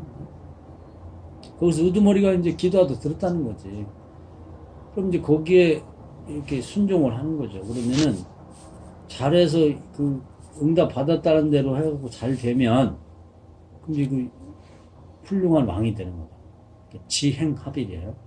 그 덕이 있다고 지행합일 하면 어떤 지냐? 1000명에 대한 알아 들어갔고 그대로 순종했던 일이 됐어. 예를 들면은 야 오늘 기도하는데 주로 수렵을 많이 했단 말이야. 오늘 나가면은 짐승을 많이 잡을 것 같아. 그래서 어디로 갈까 했더니 동쪽으로 가라 해서 그럼 한번 가봐라. 갔더니 진짜 고기 많이 잡았어. 용하잖아요. 지덕하게 하나님이 신이 준 1000명을 잘 알아듣고 순종했으니까 그대로 됐다. 우리 훌륭한 왕이다. 덕스러운 왕이다. 이렇게 되는 거예요. 이게 덕이었다. 덕. 근데 이제 그게 뜬금없이 그냥 막연하게 신령을 듣는 게 어렵잖아요. 그러니까 이제 도구들을 수단을 개발하는 거지. 이게 그런 것이 이제 하늘의 별의 움직임을 본단 말이야. 별의 색깔을 보니까 빨간 별이 있어. 아, 이건 불길한 징조다. 뭐 이런 거죠. 그런 식으로 해서 별의 움직임이나 달과 해를 살피기 시작했단 말이에요. 이게 이제 나중에 점성술로 발전한다. 그 다음에 이제 땅의 움직임, 일본처럼 포항에 지진이 났다. 뭐 요즘에 보니까 뭐 어떤 여자가 뭐 여행 가는 여자가 뭐 하나님의 저주라겠다, 천벌을 받았다, 난리가 났더라고. 어? 아주 그 여자는 정치 좀 안 했으면 좋겠어. 입이 너무 싸. 근데 그래가지고 이제 이게 천벌을 그러니까 이러한 이제 땅의 움직임 이걸 바로 살피는 거죠. 그래서 이제 나중에 이게 풍수 지리가 됩니다. 또 기후 날씨가 오늘 이렇게 갑자기 오는데 해가 떴는데 눈이 또 많이 왔어. 기후를 보니까 그 목사님 어떤 것 같아? 날씨가 미쳐가는 것 같아요. 날씨가 미쳐가는 것 같아. 저녁신대를 안 차리니까 날씨도 이것도 별 천벌이야? 아니지? 성경에서 보면은 하나님의 말씀을 안 들으면은 하나님이 사람에게만 그러는 게 아니라 땅도 사람에게 원래 협력해야 되는 존재잖아요. 근데 뒤집어서 토해버리겠다 막 그런 얘기 하잖아요. 그런 의미에서의 버린 것 같아요. 그래요? 그러니까 하여튼 간에 그래서 이제 그 기후를 보고 이제 또 1000명을 깨달으려고 노력했고 그 다음에 또 기도하고 잠을 자면서 꿈속에서도 말씀해줘. 요즘에 또 그런 기도하는 사람도 있대. 자기 전에 무슨 중요한 뭐 어젯밤에 그런 사람이 있을지 몰라. 우리 아들이 이번에 시험 잘 볼지 안 볼지 좀 가르쳐 주십시오. 운전을 막 그 지금도 막 기도하고 있을 거요? 나는 그런 기도 한 번도 안 해봤는데 시험 보는 시간 전부터 끝날 때까지 계속 부모들이 돌아가. 저기 절에서 주로 하지. 절에서 하루 종일. 아니 목사들 아니 교회도 많이 해요. 아니 근데 그걸 다 같이. 김대경네도 한다는 거 아니야? 시험 시간 그때 맞춰가지고 부모들도 같이 하는 거. 또 학교 밖에서도 기다리시고 기도하고 계시죠. 계속 이게 철문 대문 붙잡고 기도하는 사람도 있다고 그래. 있어요. 끝날 때까지. 있어요. 아 옛날에 그게 엿도 나는 치고. 신앙적인지 어쩐지 모르겠는데 하여튼 정성이지 뭐야. 그러니까 그런 식으로 이제 뭔가 꿈을 통해서든지 신의 뜻을 알려고 하는 노력들이 있었단 말이에요. 근데 이제 특이한 게 이제 거북점이라는 거예요. 거북이 오래 한 1000년 산다는 거 아니에요. 신기하잖아요. 그러니까 등 껍질을 벗겨가지고 구멍을 뚫어가지고 불에 태웠다는 거예요. 근데 이번에 풍우라는 얘기를 들으니까 더 잔인한 것도 있대요. 그 뭐냐면 거북 껍데기를 딱 눌러놔. 못 움직여. 그리고 거북 꼬랑지를 불로 태운대. 그러면 이게 뜨거워가지고 나간대요. 그럼 살만 빠져나가는 뚜껑을 놔두고. 그 푸근한 이제 책이 나오더라고. 너무 잔인한데. 그 얼마나 괴롭히는 거야. 아니 어떻게 거북이가 어떻게? 근데 진짜 정말 거북이 저희 집에 거북이 기르거든요. 민물 거북이. 근데 그 시간 되니까 그게 껍질이 이렇게 딱 하니까 딱 띄어져요. 얇게 얇은 게. 그래서 지난번에 한 10개 정도 뗐어요. 그래가지고 이거 한번 태워볼까. 그러니까 허물 벗듯이. 예, 허물 벗듯이 이게 아, 팔각형인가 각형으로 된 게 이렇게 허물 딱 떨어지는데 그 모양대로 그대로 딱 올라오더라고요. 그래요. 그게 이제 뱀 허물 벗듯이 그러네. 1년에 한두 번 정도 이게 걔네들도 떨어져요. 뭔가 뱀 허물 벗으면 개선을 해야겠지. 이렇게 있잖아. 예, 뱀 허물 벗으면. 그러고 듯이 위에 똑 떨어지더라고. 신기하다. 처음 들었어. 그래, 나도 처음 들었네. 근데 하여튼 그래서 그건 이제 그렇게만 뜨는 게 아니라 껍질을 완전히 벗겨버리는 거지. 살하고 분리해서. 그래서 이제 죽는 거네. 어떻게 죽는 거지. 거북이가 등껍질을 놓고 나가? 아니 그러니까 어떻게 나와. 죽는 거지. 그 죽는 거지. 그러니까 오죽 괴로우면 그러겠냐. 그러니까. 그런 얘기가 나와요. 풍우라는 그 책에 나도 보고 깜짝 놀랐었는데 그 뚜껑을 떼가지고 이제 구멍을 뚫어서 불에 태운단 말이에요. 이렇게. 그러면 그 주변이 마르면서 이렇게 모양이 나와. 이렇게 갈라지는 거죠. 그런 모양을 따서 이제 그 주역에 그 모양이 나온 거예요. 팔게. 이제 그것을 전체적으로 그림을 계속 반복해 그려보니까 그런 형태가 딱 고정이 된 게 8개 형태가 나오더라는 거지. 근데 그걸 가지고 점을 쳤어요. 이렇게 나왔을 때는 이런 결과가 오고 이렇게 했을 때는 결과가 온다는 걸 반복 경험하면서 통계학적으로 이제 말하자면 괴사가 정해진 거죠. 그래서 이제 점 치는 게 이제 그때부터 나왔다. 그래서 이제 중요한 얘기는 뭐냐면 천명을 알려고 인간이 굉장히 노력을 했다는 거예요. 지금도 이제 우리가 제일 궁금해하는 게 교회 다니면 하나님 뜻이 어디 있을까? 목사가 돼야 되나? 때려쳐야 되나? 교회를 옮겨야 되나? 내가 교회는 놔두고 내가 임지를 옮겨야 되나? 뭐 그런 거 알려고 노력하잖아요. 애들 뭐 대학 시험 볼 때 무슨 과를 가야 되나? 뭐 이런 건 이제 알고 싶은 거지. 근데 정말 그 하나님이 그런 걸 구체적으로 알고 계셔갖고 가르쳐 주는지는 모르지만은 인간이 유한하다 보니까 그런 알고 싶은 노력을 해왔다는 거야. 그래서 이제 나름대로 그 지도자들, 그 왕들이 뭐 방법이 여러 가지가 있겠죠. 꿈을 꾸든지, 뭐 하늘을 보든지, 뭐 기후를 살피든, 점을 치든, 여기 하나님의 뜻이라고 하는 걸 발견해 놓은 걸 기록에 남겼어요. 내가 받은 천명이다. 우리도 이제 그런 게 있잖아요. 뭐 나는 사명이 뭐냐.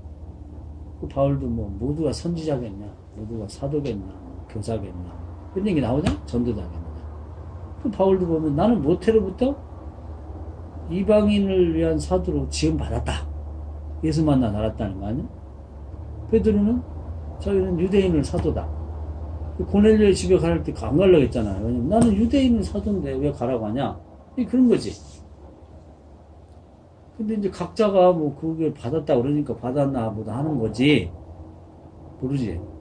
나는 목사가 되라고 하나님이 한 건 없어요. 근데 목사가 되겠다고 했지, 그냥.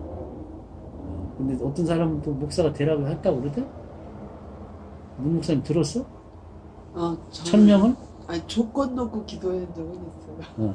아니 조건이 근데 좀 되게 재밌어. 뭐냐면 이건 뭐 여담으로 들어요. 오세호 목사가 이제 사모가 되려고 그러는데 오세호 목사 있잖아. 그 부인이 사모가 돼야 될지 말아야 될지 고민을 많이 했대. 근데 이제 고등학교 때인가 어디 이제 그게 고민하는데 답이 없더래. 그래갖고 이제 교회를 가면서 그랬다나 나오면서 그랬다나 내가 갔을 때 교회 주택에 불이 켜져 있으면 사모가 되라는 뜻을 알겠습니다. 그리고 불이 안 켜있으면 되라는 걸 아니도 안 하겠습니다. 이렇게 했대. 가보니까 켜있더래. 되기를 결심했다는 거야. 그러니까 방법은 다양해요. 그렇죠. 근데 문제는 하나님 뜻을 알고 싶은 거지. 응? 근데 진짜 그게 하나님 뜻인지는 몰라. 나중에 하나님 만나봐야 알겠지. 옛날에 무슨 하나님 뜻이야? 이렇게 할 수도 있지만은 여하튼 그런 인간의 노력이 그걸 나름대로 이제 천명을 받은 거지. 그러니까 지금 생각하면은 재밌지, 웃기기도 한데 그 여자분한테는 그때 심각한 거야. 자기가 산모가 되냐 안 되냐 이러고. 그러니 오세호가 연하야 원래 1살. 어쩐지 분위기가. 근데 워낙 그 젊을 때 진짜 이쁘더라고 사진 보니까. 그러니까 이제 오세호는 신학을 의향이 없었어. 근데 연애를 하게 됐는데 남에게 하게 되네 이게. 근데 그 교회 전도사하고 여자가 그 선교원에 선생님으로 왔는데 너무 이쁜 거야. 그래서 이제 사귀게 됐는데 여자 조건이 뭐냐면 나는 이러이러해서 사모를 해야 된다. 나하고 결혼하는 목회를 해라. 그리고 신학대를 한 거야. 신학을 또. 그 여자 얻으려고. 근데 그 여자의 그 확신은 주택이 불 켜 있는 거거든. 그러니까 이게 재밌어 보면은 애들 유치원 애들 무슨 근데 그냥 갑자기 사무를 해야 되냐 말아야 되느냐가 생각된 건 아니고 그 이전부터 사무에 대한 뭐가 이 갈등이 네, 있었겠죠. 그렇지. 근데 근데 이제 결정을 못 한 거냐. 해야 되는지 말아야 되는지 이제 여기서 이제 그걸 하나의 사인으로 받겠다 이렇게. 그렇지. 그렇게 된 거지. 갑작스러운 건 아니고. 네. 근데 결론을 못 내고 있다가 이제 그때 결정적으로 하나님 뜻이다 이렇게 받아들인 거지. 그러니까 그런 식으로 지금도 이 1000명을 받는다고 하는 거에는 그 살아있는 그런 경험들을 갖고 있단 말이야. 그렇죠. 여기 이제 지금 목회한다는 분들은 다 그럴 거예요. 맥없이 목회한다고는 안 했을 거고, 뭔가 이제 나중에 들어보면 알겠지만은, 지금 시간 없어서 못 듣고, 나름 그게 있단 말이야. 뭔가. 그러니까 1000명이라고 받을 때 우리가 생각하면 유치한 것 같은데, 지금 이걸 하고 있다니까?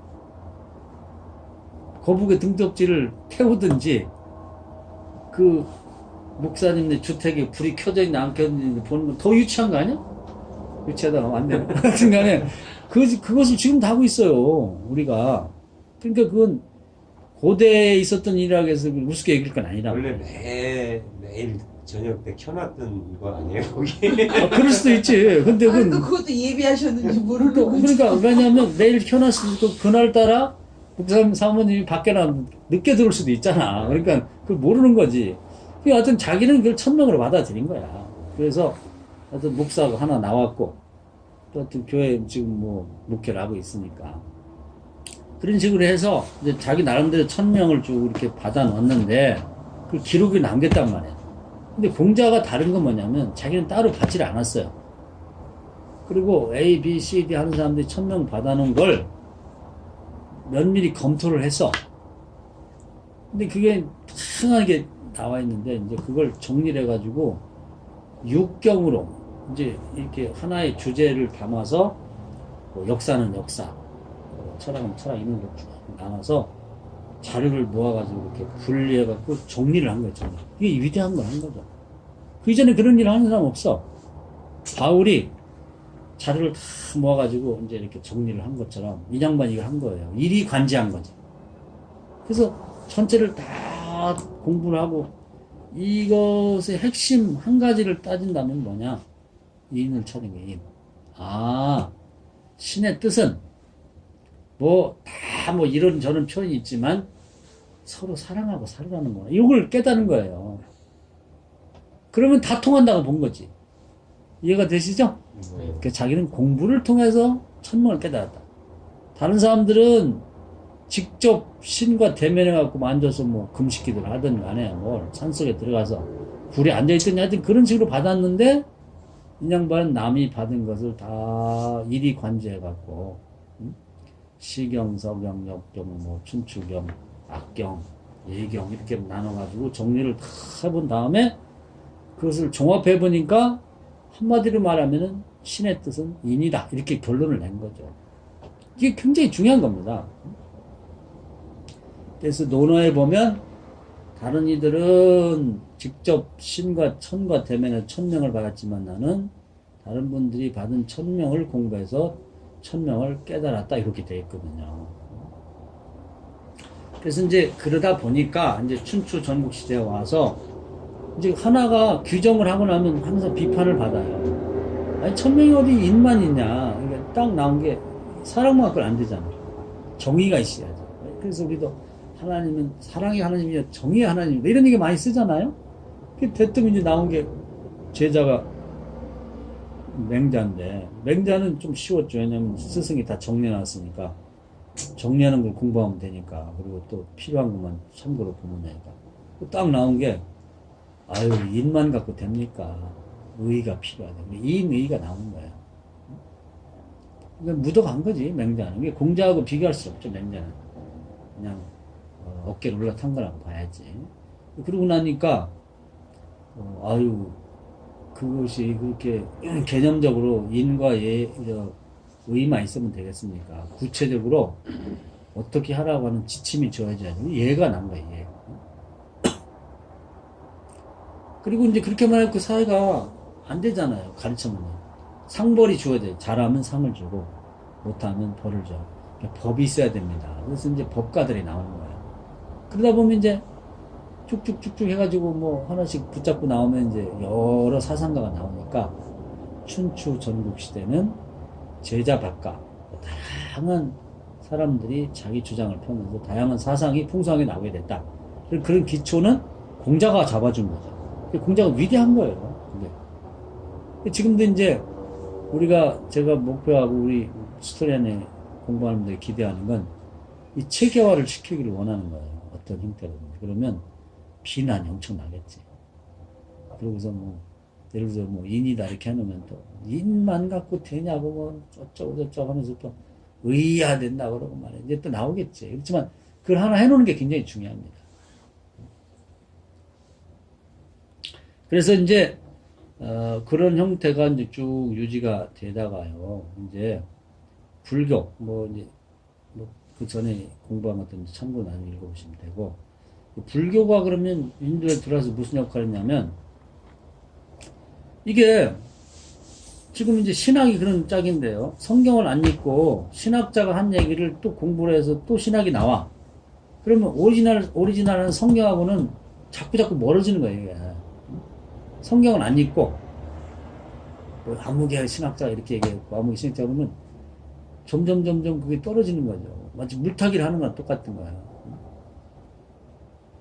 그러니까 이제 이 다음 사람들이 하는 불교에서 하는 얘기는 1000명을 이제 기록에 남긴 것들은 다 비본질적인 거예요. 그리고 그 시대에 그 상황과 그 시기, 그 장소에 그 사람에게 한 얘기지, 그걸 공부했고 다음 사람이 쓴다는 것은 어리석다는 거야. 그렇게 하지 말고 다시 신과 직접 대면하라는 거예요. 이해가 되시죠? 그게 이제 본질은 뭐냐면 신 자체야. 그러니까 신을 만나는 거예요. 그래서 이제 중요한 게 해능을 지난번에 봤죠. 그 말이 굉장히 중요합니다. 뭐냐면 고기를 잡기 위해서는 통발을 버리라는 거예요.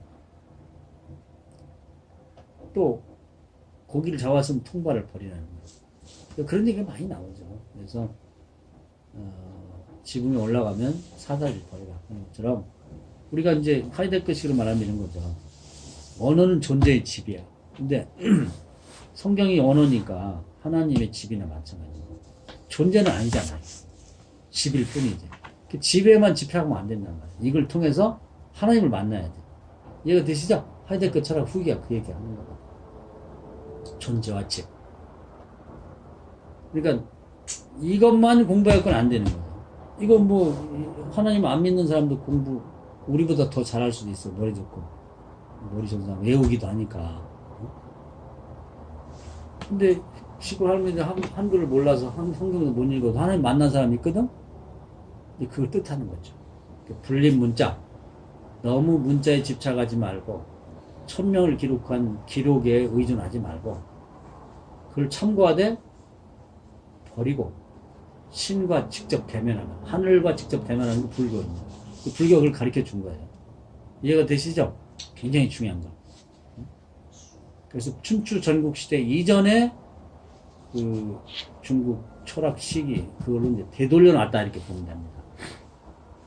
그런데 이제 그러고 나니까 또 뭐가 문제냐면은 이게 이제 너무 1000명을 기록한 내용들을 다 비본질적으로 돌려놓고 보니까 공부를 안 하는 거예요. 뭐 하려고 그럼 공부를 해요? 그냥 만나면 되지. 이렇게 돼버리는 거죠. 그래서 기록이라든지 전통이라든지 과거에 남긴 그런 자료들을 싹 무시를 해버리고 나는 직접 만나겠다 이렇게 생각해요. 그냥 화두 하나 가지고. 우리나라도 한참 저지난번인가 종정인가 뭐 한 사람이 이런 얘기를 하더라고요. 화두가 뭐냐면 그 TV에 나온 사람 얘기 들었는데 내가 어머니로부터 몸 받기 전에 나는 누구였나 뭐 이런 화두를 갖고 그러니까 어머니에 태어나기 전에 나는 누구였냐 이거죠. 그리고 어떤 사람은 뭐 만나서 이제 출가하려고 하면 자네 어서 왔나 예를 들면 우리 저 강 목사님한테 어서 와 자네 어서 왔나 당진에서 왔습니다. 그게 이제 당진에서 왔냐를 물은 게 아니라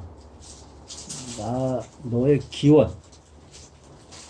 도대체 엄마에 태어나기 전에 너는 누구였냐 이걸 이제 묻는다는 얘기죠. 그런 식으로 그걸 가지고 계속 이렇게 깨달으려고 노력하는 거지. 깨달았다는 얘기는 이제 존재와 만났다는 거죠. 근데 그게 존재는 규정할 수 없기 때문에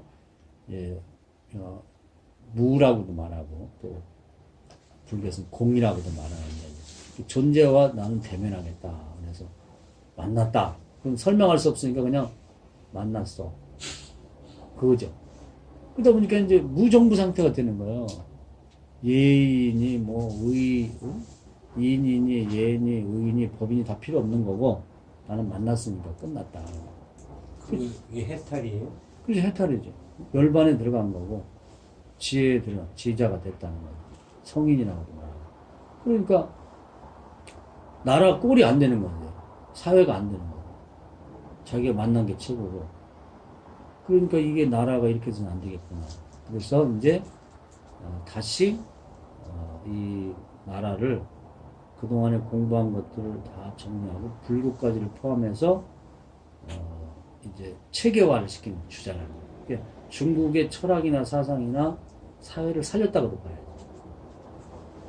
그래서 이제 그동안 있었던 모든 중국 철학을 잘 공부를 한 다음에 적절하게 그러는 최고 정점에는 이제 천명이라고 하는 걸 이제 바꿉니다. 뭐냐면 천리로 바꿔요. 천리. 그래서 이제 나중에는 그 모든 것 그 중심에 천명인데 그것이 천리로 이론적으로 바꾸고 그 천리의 중심에는 뭐가 있냐면 공자의 인 사상이 천리의 중심에 있다. 이렇게 해서 공자를 가장 높이면서 불교도 흡수하고 또 도교나 이것도 다 흡수해가지고 이제 새로운 사상을 이제 체계화했다 이렇게 보면 되겠습니다. 그래서 자기 것은 없는데 전체를 이 통합해서 하나의 완성된 체계를 만들었다는 점에서 이제 훌륭하다 이렇게 볼 수가 있습니다. 이해가 되시죠? 네. 그렇게 생각하고 한번 읽어봅시다. 조금 긴데요. 이것은 제가 제 생각을 조금 집어넣고 풍우란이 아까 얘기한 것처럼 불교와 이 유교와의 관계 그걸 좀 써놓은 걸 참고했고 그 다음에 이제 이 주자 강의에서는 한 챕터인데요. 상당 부분을 여기서 인용을 했습니다. 그래서 주자가 가지고 있는 유교를 어떻게 재해석해서 정리했나 그 대목입니다. 자, 우리 문 목사님부터 읽어볼까요? 천명일종에 정리한 신유학의 주장. 800년에 걸친 신유학 운동은 보통 이학이라고 말한다. 공자 이전의 왕들은 천으로부터 직접 천명을 들었다. 그러나 공자 때부터는 왕들이 받았던 천명들을 공부를 통해서 간접적으로 들었고 이 천명들을 이리관지해서 천명 중에 천명을 깨달았다. 천명을 천명되게 하는 핵심이 무엇이냐를 규정하면서 여러 철학자가 나왔다. 이해되셨죠? 네, 그 다음에 인도에서 시작된 불교는 중국의 철학으로 하여금 다시 천과에 직접 대면할 것을 가르쳤다. 불교는 각각의 사람이 중국 고대 왕들처럼 천과 직접 대면할 것을 가르쳤다. 천 자체만이 진리이고 천명을 기록한 자료들은 모두 비진리라고 간주했다. 예, 이해되셨죠? 근데 이것도 이의가 있는 것 같아. 왜냐면 직접 천을 대면해야지 그걸 옛날에 천명 받아놓은 것만 갖고는 안 되죠. 그러니까 우리는 이제 이걸 기독교인 입장은 두 가지가 필요한데 하나는 성경을 보면 천명을 받아놓은 기록들입니다. 그러니까 이제 신이 하나님이 살아계셔서 공평하게 대하니까 인류 공통에게 준 재산이라고 생각하고 그걸 공부해서 참고하고 또 결과적으로 이제 우리가 만나야죠. 하나님은 개인적으로. 근데 그것이 두 가지가 필요한 거나 볼 수 있습니다. 읽으세요. 중국의 선진 시대는 천명을 알기 위해서 다양한 수단과 방식을 사용했다. 별자리를 보고 계절의 날씨를 보고 땅의 움직임을 보고 꿈을 분석하고 점을 쳤다.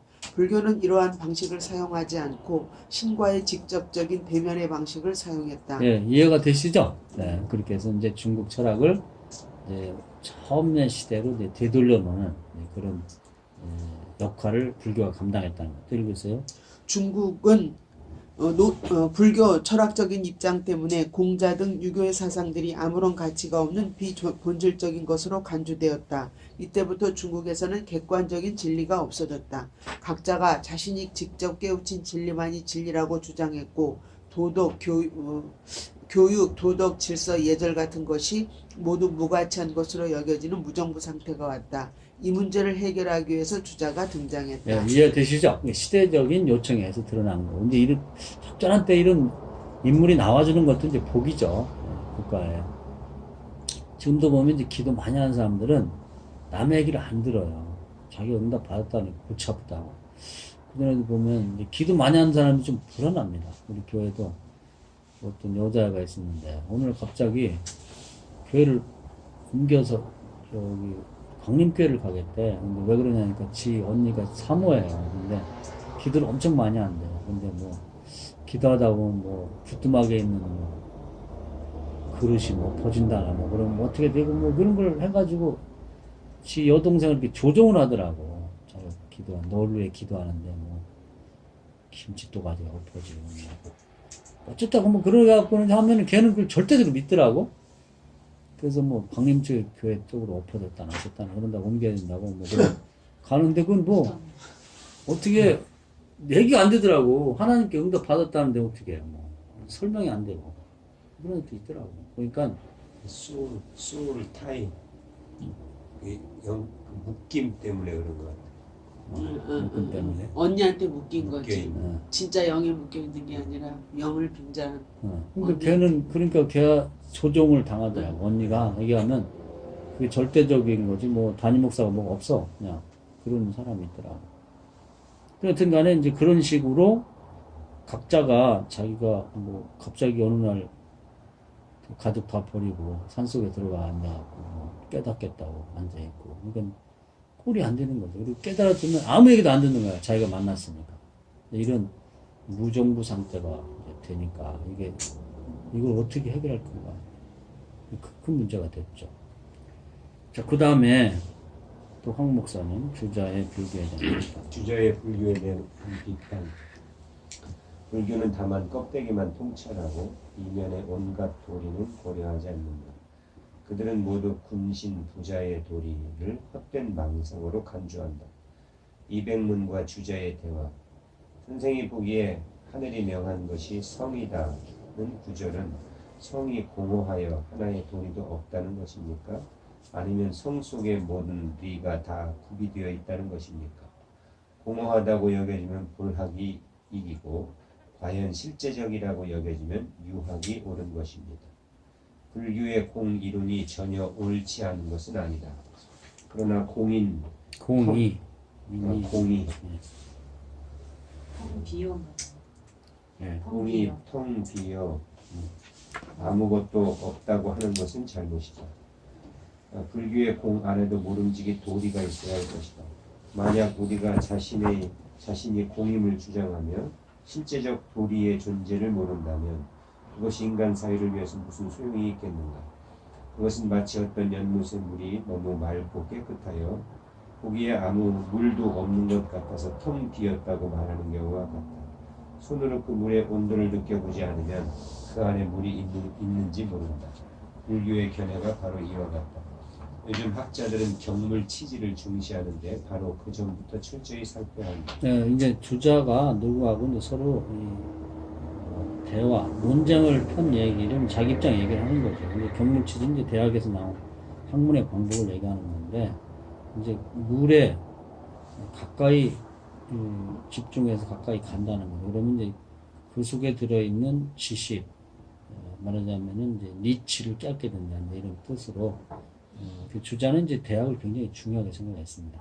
근데 여기 보면 불교의 입장하고 이제 이 주자 입장이 약간 달라요.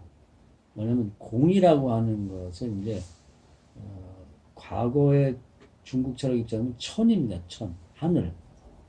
그러니까 그 하늘이 이제 뭘로 규정할 수 없는 그런 존재로 보는 거죠. 살아있는 신적인 세계로 보는 거죠. 형이상학적으로.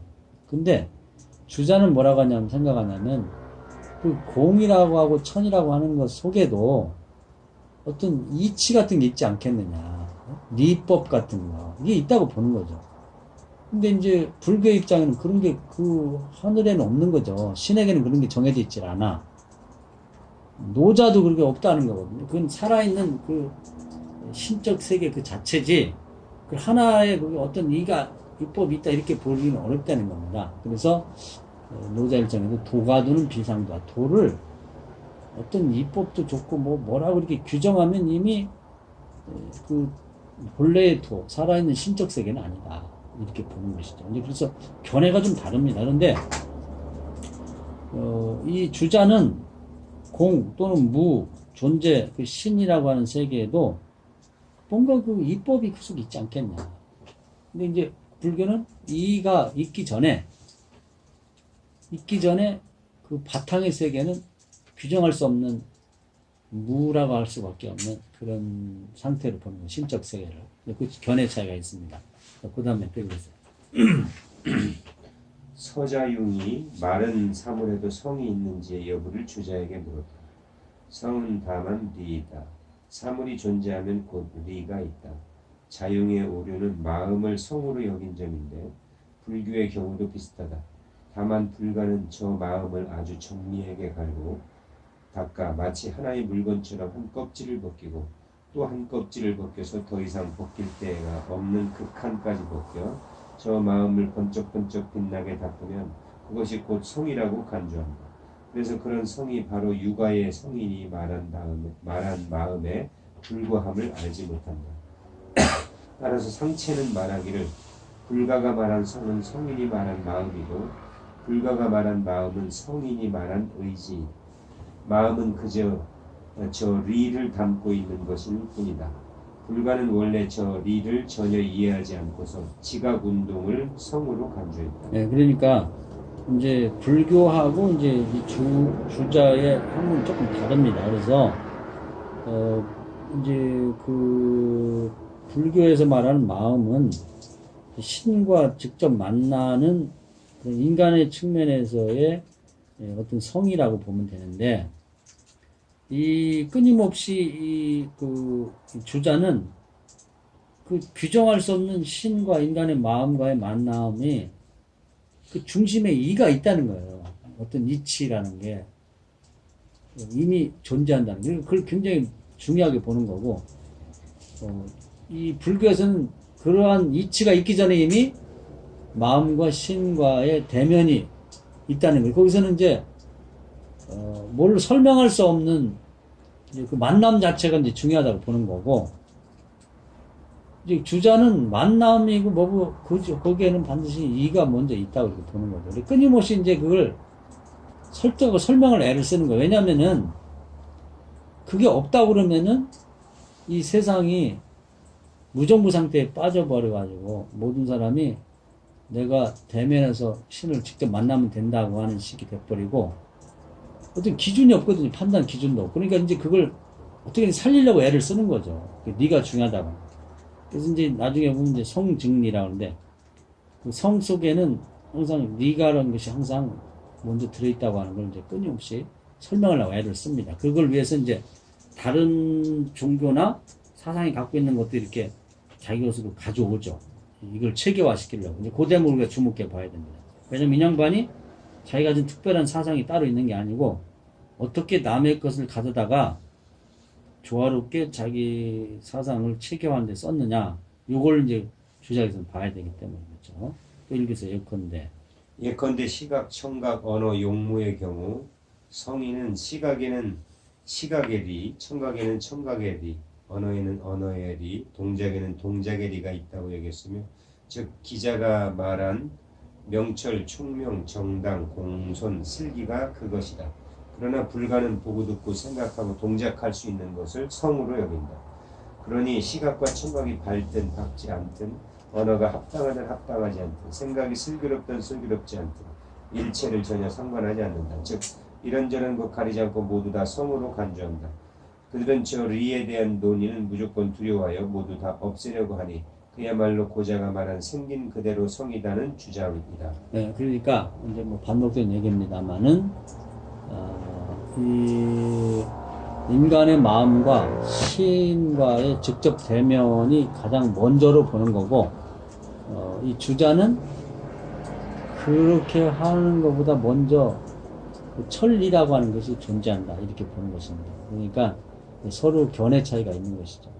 그러니까 뭐하고 비슷하냐면, 이제 서양 철학을 따지다 보면은, 이제 이 주자의 입장은 이제 아리스토텔레스처럼 모든 만물에는 그 이데아가 다 들어있다고 보는 거죠. 그러니까 플라톤처럼 이데아의 세계가 따로 있고 사람이 그 이데아의 세계에 만나는 거, 그런 것이 아니라 그 이데아라고 하는 것은 따로 존재하지 않고 모든 만물 속에 다 들어있다고 보는 거죠.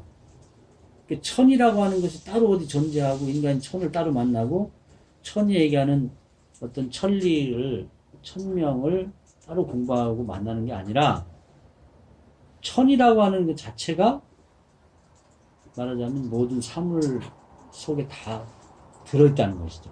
그러니까 천을 만나려고 따로 노력할 필요가 없는 거고, 천을 만나려고 그러면 격이라는 게 가까이 간다는 뜻입니다.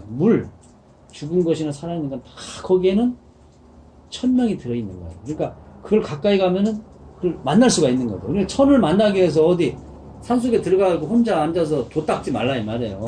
그냥 사물을 열심히 연구하고 궁극적인 거기 보면은 거기 천이 다 들어있는 거야. 이해가 되시죠? 근데 입장이 좀 다르죠. 근데 이게 둘이 싸우면 이제 답이 안 나옵니다. 입장이 다르니까. 근데 우리는 그걸 이해를 하셔야죠. 근데 이 사회를 위한다 그러면 이제 주자 그 학문이 굉장히 쓸모가 있지. 그 불교에서의 그 불경 있잖아요. 뭐 금강경, 무슨 아라미등경, 뭐 이런, 그거는 리에 관한 그런 기록은 아닌가요? 그 리에 관한 기록이죠.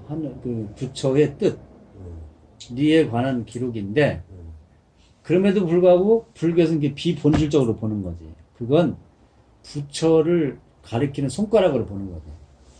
그러니까 달을 가리키는 손가락이요. 달은 아니고. 그러니까 나중에 선불교에서는 이걸 버리라는 거예요. 불경을 읽지 말고. 그건 단지, 부처를 죽여버려. 그러니까 부처라고 하는 이 부처도 나무를 쪼개서 불 떼버리라는 거지. 진짜 살아있는 부처가 지향했던 세계, 그런 세계를 경험하고 만나야 되는 거지. 부처라고 하는 그림이라든지 아니면 형태라든지 불경 같은 걸 거기 빠지면 안 된다. 그것도 달을 가리키는 손가락에 불과한 거고, 지붕에 올라가는 사다리에 불과한 거고, 고기를 잡는 이 그물에 불과하다는 거지. 근데 주자에게는 그런 세계가 따로 있는 게 아니야. 달이 따로 있는 게 아니고 무슨 다른 그런 세계가 따로 있는 게 아니라 사물 속에 다 들어있는 거죠. 사물을 궁극적으로 추구하게 되면 그런 세계를 만나게 되는 거라는 거야. 그게 이제 차이가 있는 거죠. 그러니까 플라톤하고 아리스토텔레스로 보면 돼요. 그 차이가. 자, 그 다음에 강 목사님 성중리. 마른 사물은 비록 지각은 없으나 그것이 사물 이상 반드시 그 리가 있으니 그 리가 곧 그것의 성이다. 지각은 마음에 속하는데 마른 사물이 지각이 없다고 해서 그것이 성이 없다고 여기면 그것은 마음을 성으로 오인하는 일이다. 지각운동은 다 마음의 활동인데 불가는 지각운동의 기능을 성으로 인정했으므로 그들이 인정한 것은 사실은 마음이다. 마음은 실제적인 존재이므로 역시 형 이하의 존재이다. 그러나 리는 다만 자존함으로 형 이상학의 존재이다. 따라서 주자의 철학은 보통 말하는 유심론이 아니고 현대의 신실제론에 가깝다. 예, 유심론이죠. 오직 마음뿐이 당하는 심? 예, 예. 마음심자. 그래서 이 그 마음에 대한 이해가 이제 주자가 얘기하는 것과 이제 그 불교가 얘기하는 것은 서로 다르다고 보는데, 이제 그 당시를 보면은 불교적인 한 줄기가 중국 사회에 있었고, 불교로서 또 시대적으로 볼 때 나라를 걱정하고 사회를 걱정하는 사람은 이 불교적인 생각을 갖고는 이게 도움이 안 된다, 나라에. 그래서 이제 새로운 것을 요구하는 때 이제 주자가 등장해서 그 새로운 것을 원하는 사람들에게 맞는, 입맛에 맞는 새로운 사상을 종합해서 이제 보여줬다고 보면 되는 거죠. 그러니까 주자 시대라고 해서 불교가 다 없어진 건 아니고. 그런데 이제 이게 이제 중국 사회를 체계적인 사회이자 학문과 또 과학이 발전할 수 있는 사회로 근데 굉장히 크게 기여를 했다고 볼 수가 있는 것이죠. 입장이 좀 다르다고 보면 됩니다. 그 다음에 또 읽으세요. 이 개념의 심화. 정우는 만물이 모두 이를 갖추고 있다고 했다. 정의는 하늘 아래 모든 것들은 그것들의 이의 측면에서 이해될 수 있다. 사물이 있다면 거기에는 반드시 그것들에 합당한 이가 있기 마련이다. 하나의 사물은 하나의 이를 지니기 마련이다. 풀 잎사귀 하나, 나무 한 그루에도 이가 갖추어져 있으니 그것들 하나하나를 모두 탐구해야 한다. 그리고 정우와 정의는 모두 다음과 같이 말했다. 이 세상에는 단 하나의 이가 있으니 우리는 그것을 사해에 두루 미치도록 확장시킬 수 있고 그것은 어디에서나 진리이다. 플라톤의 이데아와 비교. 주인은 이러한 입장을 더욱 심화시켰다. 하나의 사물이 있다면 거기에는 반드시 이가 있다. 심지어 시들어버리고 죽어버린 사물에도 이가 있다. 주인은 하늘과 땅이 존재하기 이전에도 이는 있었다고 말했다. 그것은 가장 구체적이고 현실적인 것들 안에 존재하고 있지만 그러면서도 눈으로 볼 수는 없고 헤아릴 수도 없다. 그래서 이제 이가 중요하다는 걸 이렇게 얘기를 하는데 이 정과 정의는 이제 북송 시대 그러니까 남송 나중에 이제 그 중국이 그 선도를 하면서 북송 시대와 남송으로 나눠지는데 북송 시대에 말하자면 주의의 선생이라고 보면 돼요. 이분들의 사상을 주의가 이제 받아들입니다. 그래서 이들이 이제 주장한 것 중에 가장 중요한 게 이제 성증입니다. 성은 성 속에는 네가 들어있다. 이렇게 주장하는 것을 그대로 받아들였죠. 근데 이 사람들이 주장한 것을 이제 공자가 주장한 것을 갖다가 이제 심화시켰다고 보면 되겠죠. 그래가지고 이제 이 모든 것 속에는 그 이가 들어있기 때문에 그 모든 것을 연구할 필요가 있다. 그래서 경물치지 모든 것 안에 거기에 이제 뭐 신명이든 신이든 다 들어있는 거지 모든 것을 제외하고 이걸 다 비본질을 버리고 따로 신을 만난다고 하는 것은 그것은 공상에 불과하다는 거죠. 그건 있을 수 없는 거고 그건 되지도 않는다 이렇게 보는 겁니다. 이제 그러다 보니까 이제 책을 읽어야 되겠죠. 이 사람식으로 말하면 1000명이 들어있는 책도 읽어야 되겠고 또 1000명 천리가 들어있는 사물도 가까이 연구를 해봐야 되겠죠. 그래서 그건 비본질적인 게 아니라 불교에서 얘기한 비본질적인 것 속에 본질적인 게 들어있다고 보는 거죠. 요게 이제 입장이 전혀 다른 겁니다. 자, 그래서 이제 이에 대한 분류가 나오는데 이것은 뭐 아리스토텔레스가 이데아의 범주를 얘기하는 것 똑같고요. 비슷하고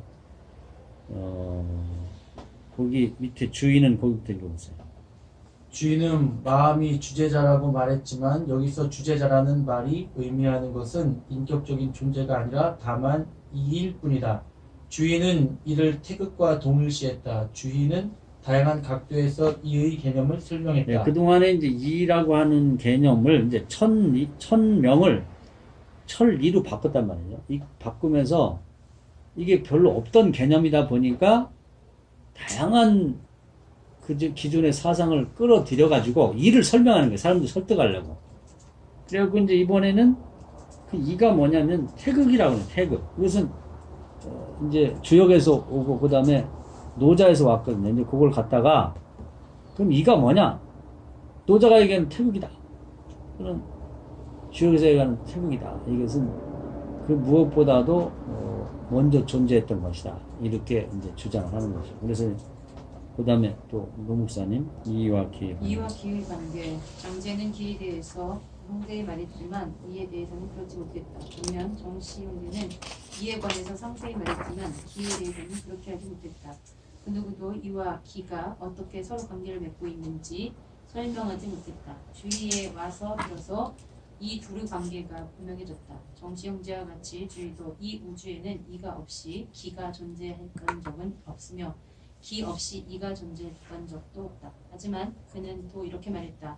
이라 불리고 기라 불리는 것들이 분명히 각기 다른 성격을 지닌 별개의 것들이기는 하다. 하지만 사물의 측면에서 고려한다면 그 둘은 온전히 하나가 되어 있어 도저히 각기 다른 자리로 분리시킬 수 없다. 그러니까 이는 이제 플라톤이라고 하면 이데하고 기는 코라라고 보는 겁니다. 이게 두 개가 서로 없어서는 안 되는 그런 관계가 있다는 것이죠. 그 다음에 이는 도를 가리킨다. 도교 철학에 포괄적으로 나와 있는데 도는 물질적인 형태를 지니지 않으며 그것을 넘어서 있고 만물을 비롯되게 하는 뿌리이다. 기, 플라톤의 코라로 만드는데요. 이 기는 물질적인 것들을 가리킨다. 그것들은 형태를 지니고 있으며 사물들이 생성되는 물질적 바탕이다. 이해가 되시죠? 그러니까 네. 이제 자기 철학을 설명해서 주역의 태극을 가져오고 또 노자 사상에서는 도를 가져오고 말하자면 그 노자에게는 도가 이다. 주역에서 말하는 태극이 이다. 이렇게 설명을 하는 겁니다. 이해가 되시죠? 이제 증거를 갖다 대는 거죠. 근데 이게 정말 똑같으냐는 각자가 판단할 문제지. 그러나 이제 주자는 그렇게 주장하는 것이죠. 그 다음에 또 정의는 존재하는 그 한 사물은 반드시 그것이 존재하기 위한 이를 지녀야만 한다는 점을 명백히 했다. 주의는 이에 더하여 기가 없으면 이가부터 귀착될 곳이 없게 된다고 했다. 이와 기의 서로 다른 특성을 본다면 그것들은 서로 분리되어야 할 것처럼 보인다. 하지만 그것들 사이에는 필연적인 상호 관련성이 있어서 언제나 함께할 수밖에 없다. 이렇게 본다면 기에 대한 이의 관계는 내재적이기도 초월적이지도 않다. 그 관계는 차라리 내재적이면서도 초월적이라고 하는 편이 나을 것이다. 아리스토텔레스 철학적 이의 세계가 따로 존재하지 않는다. 예, 이해되시죠? 네. 아리스토텔레스하고 똑같은 거예요. 그 다음에 불교 마음 밖에 있는 것은 불교는 자를 써주세요. 불교는 마음 밖에 있는 것은 모두 비존재, 비본질이라고 하는 것과 달리 주자는 마음 밖에 있는 사물들 속에 존재, 그 본질이 들어있다. 다른 곳에 따로 있는 것이 아니다. 정의 형제는 이와 기의 우선성의 문제에 관해서는 논하지 않았다. 하지만 주인은 이가 우선적이어야 한다고 여러 차례 주장했다. 심지어 하늘과 땅이 있기 전에도 이가 있었다고 했다. 이러한 주장은 여러 세기 동안 비판을 받았다. 주의 주장을 정리하면 다음과 같다. 논리적인 측면에서 말한다면 분명히 이가 기에 앞서 있다. 기가 이와 따라서 기가 이에 따라서. 이를 따라서. 기가 이를 따라서 작용하기 위해서는 당연히 이가 먼저 있어야 하기 때문이다. 하지만 사실적인 측면에서 말한다면 그것들 가운데 어느 하나가 다른 하나보다 앞선다고 할 수는 없다. 아리스토텔레스의 가능태 현실 때보다 논리적으로 앞선다는 생각과 유사한 생각이다. 네, 우리가 보면 이제 가능태가 현실보다 앞서죠? 이제 그런 뜻입니다. 근데 이제 확실히 앞선다기보다는 이제 조금 가능태가 현세를 이끌고 간다고 봐야죠. 이제 그런 식으로 이제 설명했다고 보는 겁니다. 태극 개념의 발전시킨 장제나 소음은 태극에 관하여 그다지 많은 언급을 하지 않았다. 장제는 태극이 온전히 하나이면서도 두 가지 측면으로 발현된다고 했다. 장제의 이러한 말은 태극이 두 가지 양태를 발생시킨다는 역경의 말을 보다 상세하게 구현한 것 이상은 아니다. 결국 장제는 태극을 기라고 보았다. 소홍은 태극이 마음이라고 말하기도 했지만 보다 엄밀히 말하면 그는 온전히 하나인 태극의 음과 양을 산출해내고 그것들이 계속해서 수와 형상을 산출해내어 결국에 가서는 구체적인 사물들을 산출해낸다고 했다. 결국 소홍에게 태극은 형상과 수들의 총체이자 그 근원이었다. 정씨 형제는 태극에 관해서 언급하지 않았다. 하지만 주인은 태극 개념을 반드시 필요로 했다. 이것이 아니고는 이와 기의 관계를 제대로 설명할 수 없으며 그의 철학은 결국 이원론으로 흐리게 되기 때문이다. 또한 태극 개념은 음양의 작용을 설명하기 위해서 반드시 필요했다. 이러한 까닭에 주인은 주돈이와 그의 태극 도설에 각별히 주목했다. 네, 그러니까 이제 그 아까도 얘기했지만 주자가 특별히 독자적인 주장은 없다고 그랬죠. 그러니까 주자 철학에서 관심 가질 건 뭐냐면 주자가 그동안에 나와 있던 다른 어떤 종파라고 할까 아니면 철학의 다른 분야의 철학을 섭렵해서 어떻게 잘 조직해가지고 체계화시켜 나를 보자는 겁니다. 그것이 이제 중요한 거예요. 그래서 아까는 이제 노자의 그 도 사상을 가져와서 이렇게 이라고 설명했고, 여기는 이제 이 특히 태극이라고 하는 뭐 이게 나중에는 그 노자 그쪽에서 가져가서 주역의 태극 사상을 갖다가 체계화시킨 게 있거든요. 그걸 이제 또 들여와가지고 자기의 이와 기와 철학을 설명하는데 갖다 썼다는 거죠. 그러니까 이렇게 보면 됩니다. 제가 그 전에 우리 하이데크 공부할 때 소장학자로서 존재할 시간을 썼을 때 자기 얘기를 하면 다른 사람이 볼 때 저 녀석 뭐야? 지금까지 젊은 놈이 이렇게 하는데 본의가 없잖아요. 그러니까 지난번에 얘기했듯이 개인적으로 그 자기 주장만 나면 독사란 말이에요. 독사. 억견이야. 아무도 주목하지 않는다고. 그렇기 때문에 이제 소위 지식 고고학적으로 나보다 앞서서 모든 사람들에게 인정을 받는 분의 주장을 갖다 쓰는 거죠. 에피스테메를 하는 거예요. 그래서 그걸 자기 주장이 맞다고 하는 걸 근거로 삼는 거죠. 그걸 에피스테메라고 하는데, 근데 이제 이 당시 주자의 입장에서 보면 앞에 공자랄지 뭐 노자랄지 불교랄지 여기 장제, 송이 다 이제 그 당시 앞선 유명한 학자들이거든요. 그 사람들의 주장을 갖다 잘 껴맞춰서 자기가 하고자 하는 얘기를 이제 주장해 나가는 거라고 보면 됩니다. 그래서 왜 이런 얘기가 자꾸 나오냐면, 당시의 주자는 뭐 이름 없는 사람이었는데 자기의 주장을 다른 사람들이 인정받기 위해서 이렇게 하는 거예요. 그러니까 지금도 논문 쓸 때도 그렇게 하잖아요. 뭐냐면 자기 주장을 알고 보면 거의 없어. 맨 끝에 조금 한 페이지 반 페이지 이거밖에 없다고. 그러고서 그 전에 뭐 누가 유명한 학자가 뭐 이런 얘기하고 갖다 조금만 남 얘기만 하다가 끝에 조금 얘기하는 거거든요. 지금 이제 이런 식으로 하는 거예요, 이 주자가. 근데 그걸 잘했어. 그렇기 때문에 이제 모든 사람이 볼 때 공감이 되는 거예요. 아, 정말 그렇구나. 근데 그걸 주장하는데 이제 이렇게 여러 가지 갖다 썼다는 거죠. 그래서 지금 태국도설은 이제 이 주돈이라는 사람은 유학자예요. 여기 성인이라고 하는 게 유학자를 얘기하는데, 이 사람도 원래는 이제 이 공자의 사상에는 태극론이 없습니다. 태극에 관한 얘기가. 이게 이제 말하자면은 동양의 우주론이거든요. 우주론. 그래서 이제 도교의 도사, 도교에서의 성인은 도사라고 그래. 신선되는 거죠. 그래서 부처되듯이 불교에서. 그 사람의 책을 보고 혹한 거야. 그래갖고, 요걸 갖다가 우리에게 없는 우주론을 만들어야겠다. 이렇게 해서 이제 써놓은 걸 또 주의가 발견한 거야. 그러니까 원래 태극론하고 좀 다른 주돈이가 조금 더 거기다가 이제 보태가지고 이제 태극도를 갖다 관련해 조금 더 이렇게 만들어낸 걸, 그보다 이제 도설이네. 원래 태극도인데, 태극도가 뭐냐면 태극에 대한 그림이에요. 그림. 응? 태극기 같이 생긴 그런 게 있고 뭐 이렇게 해가지고 책에 보면 나와. 여기도 태극도에서 나오는데, 그걸 갖다가 설이니까, 도설이니까 거기다가 설명을 좀 붙인 거지. 이해가 되시죠?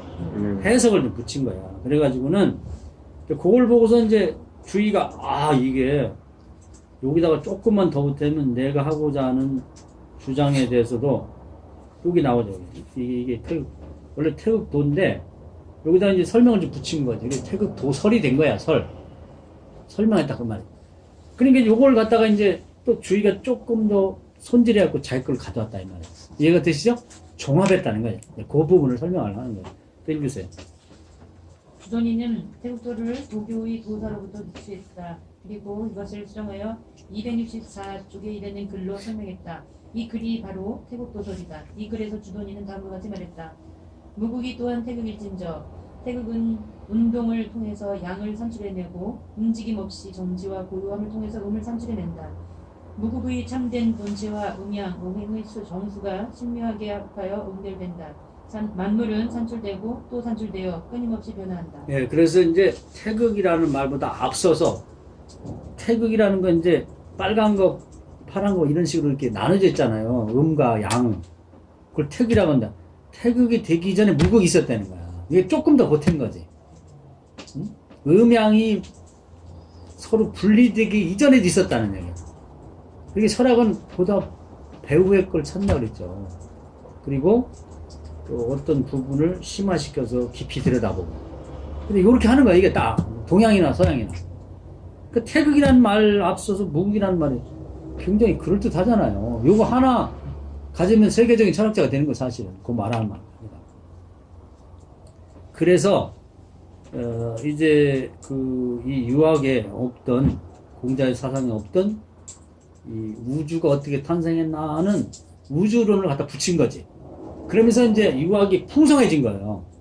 그럼 이제 우주론이 되면 종교가 가능성이 있죠. 응?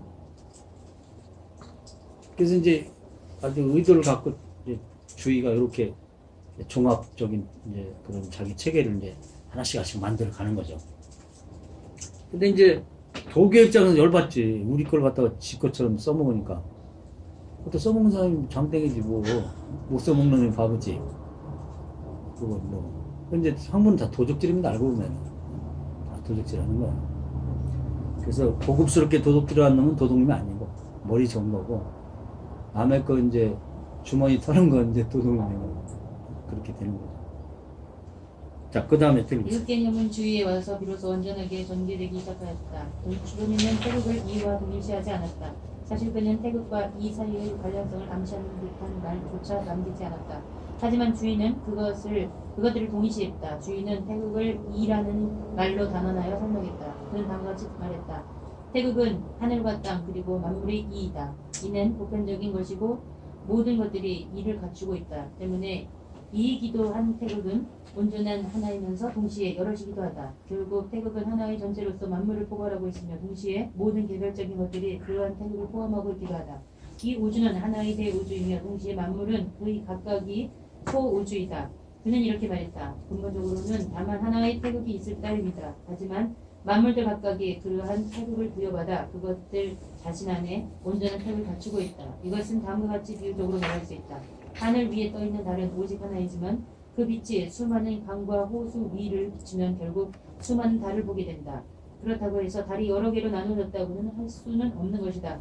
화엄경에서 들려온 비유, 플라톤의 이데아가 분열된 것과 유사하다. 비슷하죠? 네, 그런 얘기입니다. 그래서 결국 이 사람은 이라고 하는 것, 이법 또는 천리, 그 줄여서 이라고 하는 것이 모든 것 속에 들어있다는 얘기를 하려고 뭐 온갖 걸 갖다가 다 설명을 붙이는 거고. 그래서 태극, 태극이도 무국이라고 그래요. 그러니까 거기 거의 구별을 쓸 만큼 붙어 있기 때문에 무국에서 태극이 왔으니까. 그럼 태극이 뭐냐? 태극이다 이렇게 되는 거죠. 그 자기 주장을 하려고 하는 거죠. 그러면서 이제 그 태극이 다시 말하면 이가 모든 것 속에 다 있다는 거죠. 마치 플라톤의 이데아가 모든 것 속에 다 분유되어 있어요. 이가 없으면은 이데아가 없으면은 만물이 있을 수 없잖아요. 이데아가 재료 속에 코라 속에 들어가면서 만물이 있게 되는 거니까. 그래서 만물을 다 헤쳐보면 이데아가 되는 거예요. 분유되어 있는 거예요. 그런데 그런 플라톤 사상에 따라서 이제 뭐 예를 들면 어거스틴이 이제 신학을 구성했으니까 그 양반 얘기는 뭐냐면 만물에는 다 삼일체가 들어있다 이렇게 얘기를 하잖아요. 응?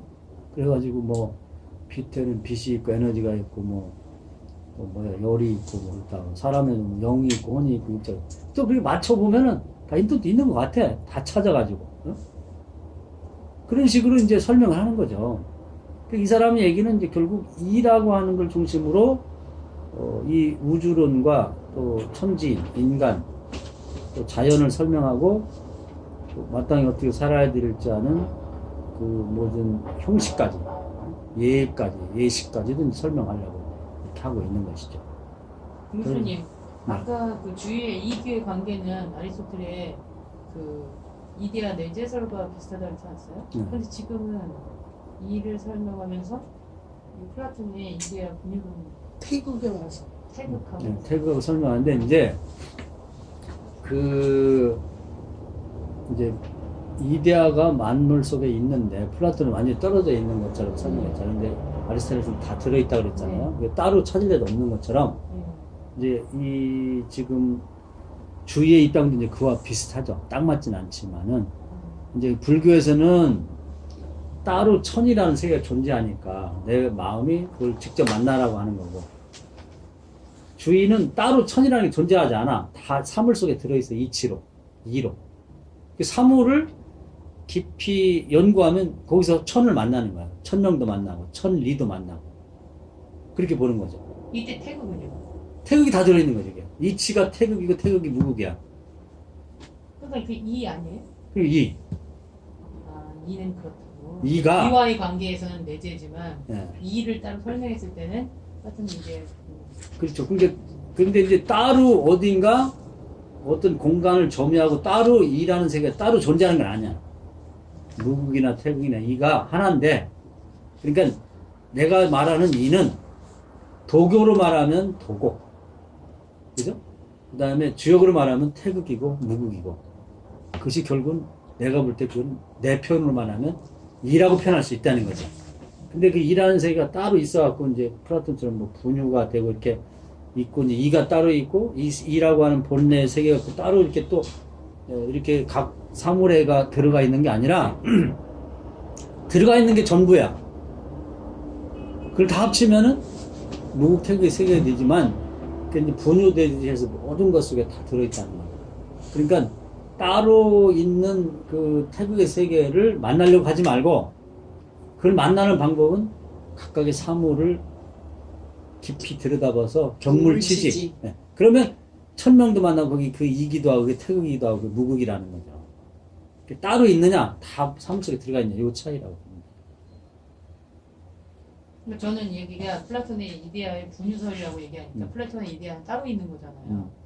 그런데 차라리 아리스토텔의 이데아의 메뉴설이 낫지 않나. 그렇게 봐도 돼요. 근데 이제 그게 딱 맞진 않아. 그래서 네. 자, 그 다음에 또 문 목사님 운동과 정보에 대한 설명. 운동과 정지에 이가 있기 때문에 기가 운동하게 되거나 정지하게 된다. 이것은 장제가 태극 자체가 활동적이거나 정지성을 지닌다는 설명과 다르다. 주인은 태극이 운동이나 정지에 이를 갖추고 있기 때문에 음과 양의 기가 자연스럽게 일어나 작용하는 것이다.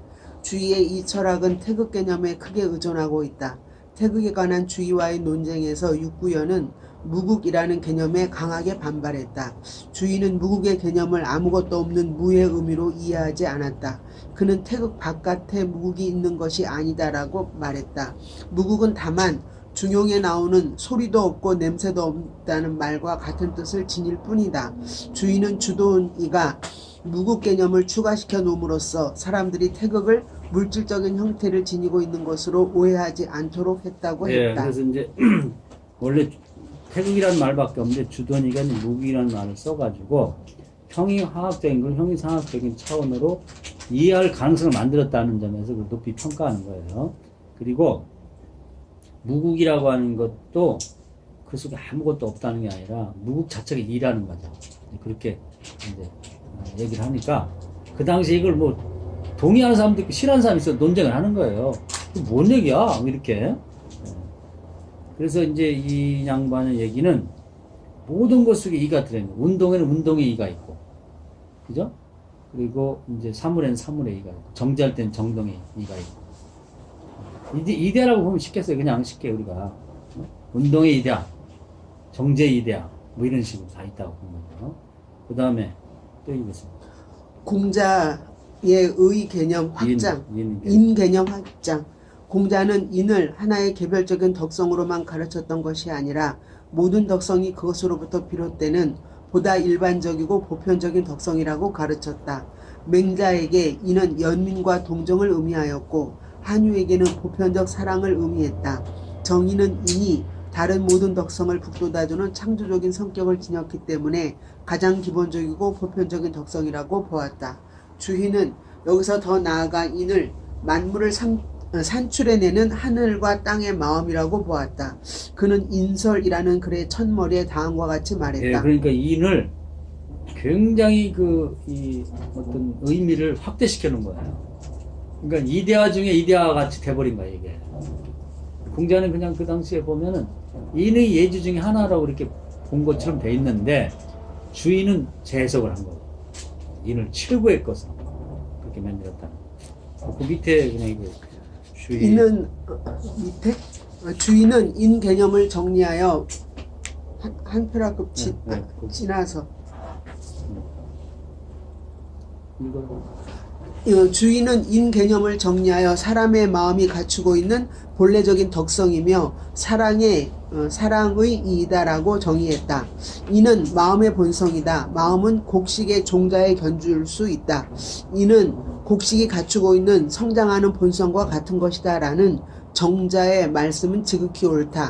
인이란 본래적인 마음이 갖추고 있는 완전한 본성이라고 말해야 할 것이다. 하늘의 이치가 자연스럽게 거기에 있다. 네, 그래서 무슨 얘기인지 알겠죠? 인의 개념을 모든 것을 포괄하는 그런 최고의 개념, 그리고 그것이 이의 본질이고 이제 그것으로부터 모든 게 다 산출되어 나오는 그렇게 본 것이죠. 하나님의 형상, 생기를 불어넣어 뭐 이런 그 식의 정도까지도 확대되는 거예요. 네. 인의 개념 네. 자체를.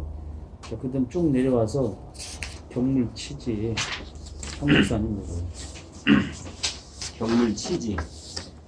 주자는 불교에서 비본질적이라고 무시했던 마음 밖의 사물을 들여다보면 그 속에서 본질을 찾을 수 있다고 했다.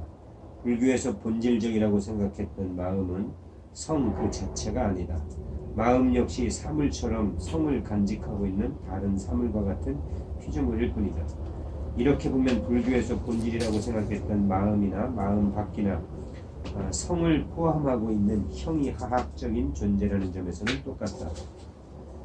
사실 불교에서 말한 것은 마음 자체의 본질이라는 뜻이 아니고 마음이 만나는 신, 존재 자체가 본질이라는 뜻이다. 마음 밖에 있는 것을 만나는 것은 신과 비교할 때 비본질적인 것이라는 뜻이다. 예를 들면 기독교인이 신을 직접 대면하는 것하고 성경만 공부하는 것은 다른 것인 것 같다. 성령에 관해서 공부하는 것은 비본질적인 것이고 성령을 직접 받는 것은 본질적인 것이다. 하나님은 본질이고 성경은 하나님을 소개하는 하나님과 비교하면 비본질적인 것이다. 네, 이해되죠? 네. 이제 그 불교에서 하고 싶은 이 얘기인데 이제 그 주자는 이제 다른 시각으로 그걸 보는 것이죠. 그다음에 또 이거죠. 불교가 마음이 곧 본질이라고 주장했다는 말은 주자의 오해일 수 있다. 불교에서는 유학자들이 마음 밖에 있는 것들 속에 천명이 있다고 생각하고 이런 것들 별, 점들을 통해서 간접적으로 천명을 깨닫고자 하는 것은 잘못이라고 한 것이다. 사람은 각자 상황이 변한 시대에 천과 직접 만나서 천으로부터 직접 천명을 받아야 한다. 존재는 무라는 명제에 대해서도 남이 그렇다고 말하는 것을 그대로 자신에게 그렇다고 해서 자신에게 진정한 의미에서 존재가 무라는 명제를 깨달은 것이 아니다. 자신이 천과 직접 대면해서 스스로 깨달아야 한다. 공부를 통해서 알았다고 해서 안 것이 아니다. 지식은 비본질적인 것이고 지식을 통해서 아는 것은 비본질인 것이다. 변화된 상황, 변화된 사람이 옛날에 무와 문왕 등이 받았던 천명을 통해서 자신의 천명을 알려는 것은 비본질적인 것이다. 이해가 됐죠? 직접 만나라 이 말. 대면을 하라는 거예요. 주자는 사람이 마음 밖의 사물 속에서 본질을 발견할 수 있을 뿐 불교에서처럼 사물을 무시하고 따로 본질을 만날 수는 없다고 했다. 사람의 마음 속에는 사람의 마음에 해당하는 리만 들어있고 마음 밖의 나무에 대한 리는 나무 속에만 들어있다.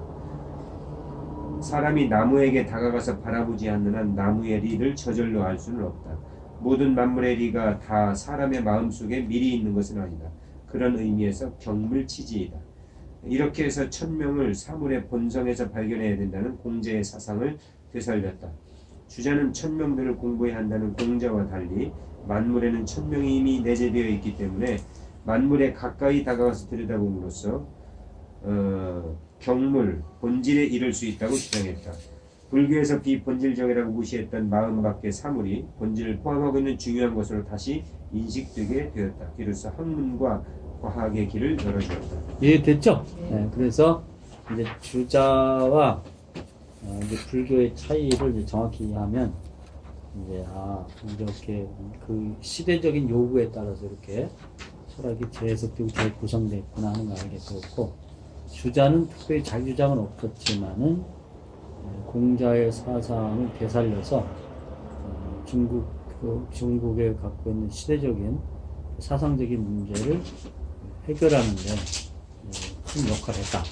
그래서 그동안에 있었던 모든 철학들을 섭렵하고 하나의 그 체계적인 철학 구조를 만들어냈다. 이런 점에서 훌륭하다고 봐야죠. 자, 여기까지 말씀드리겠습니다. 박수!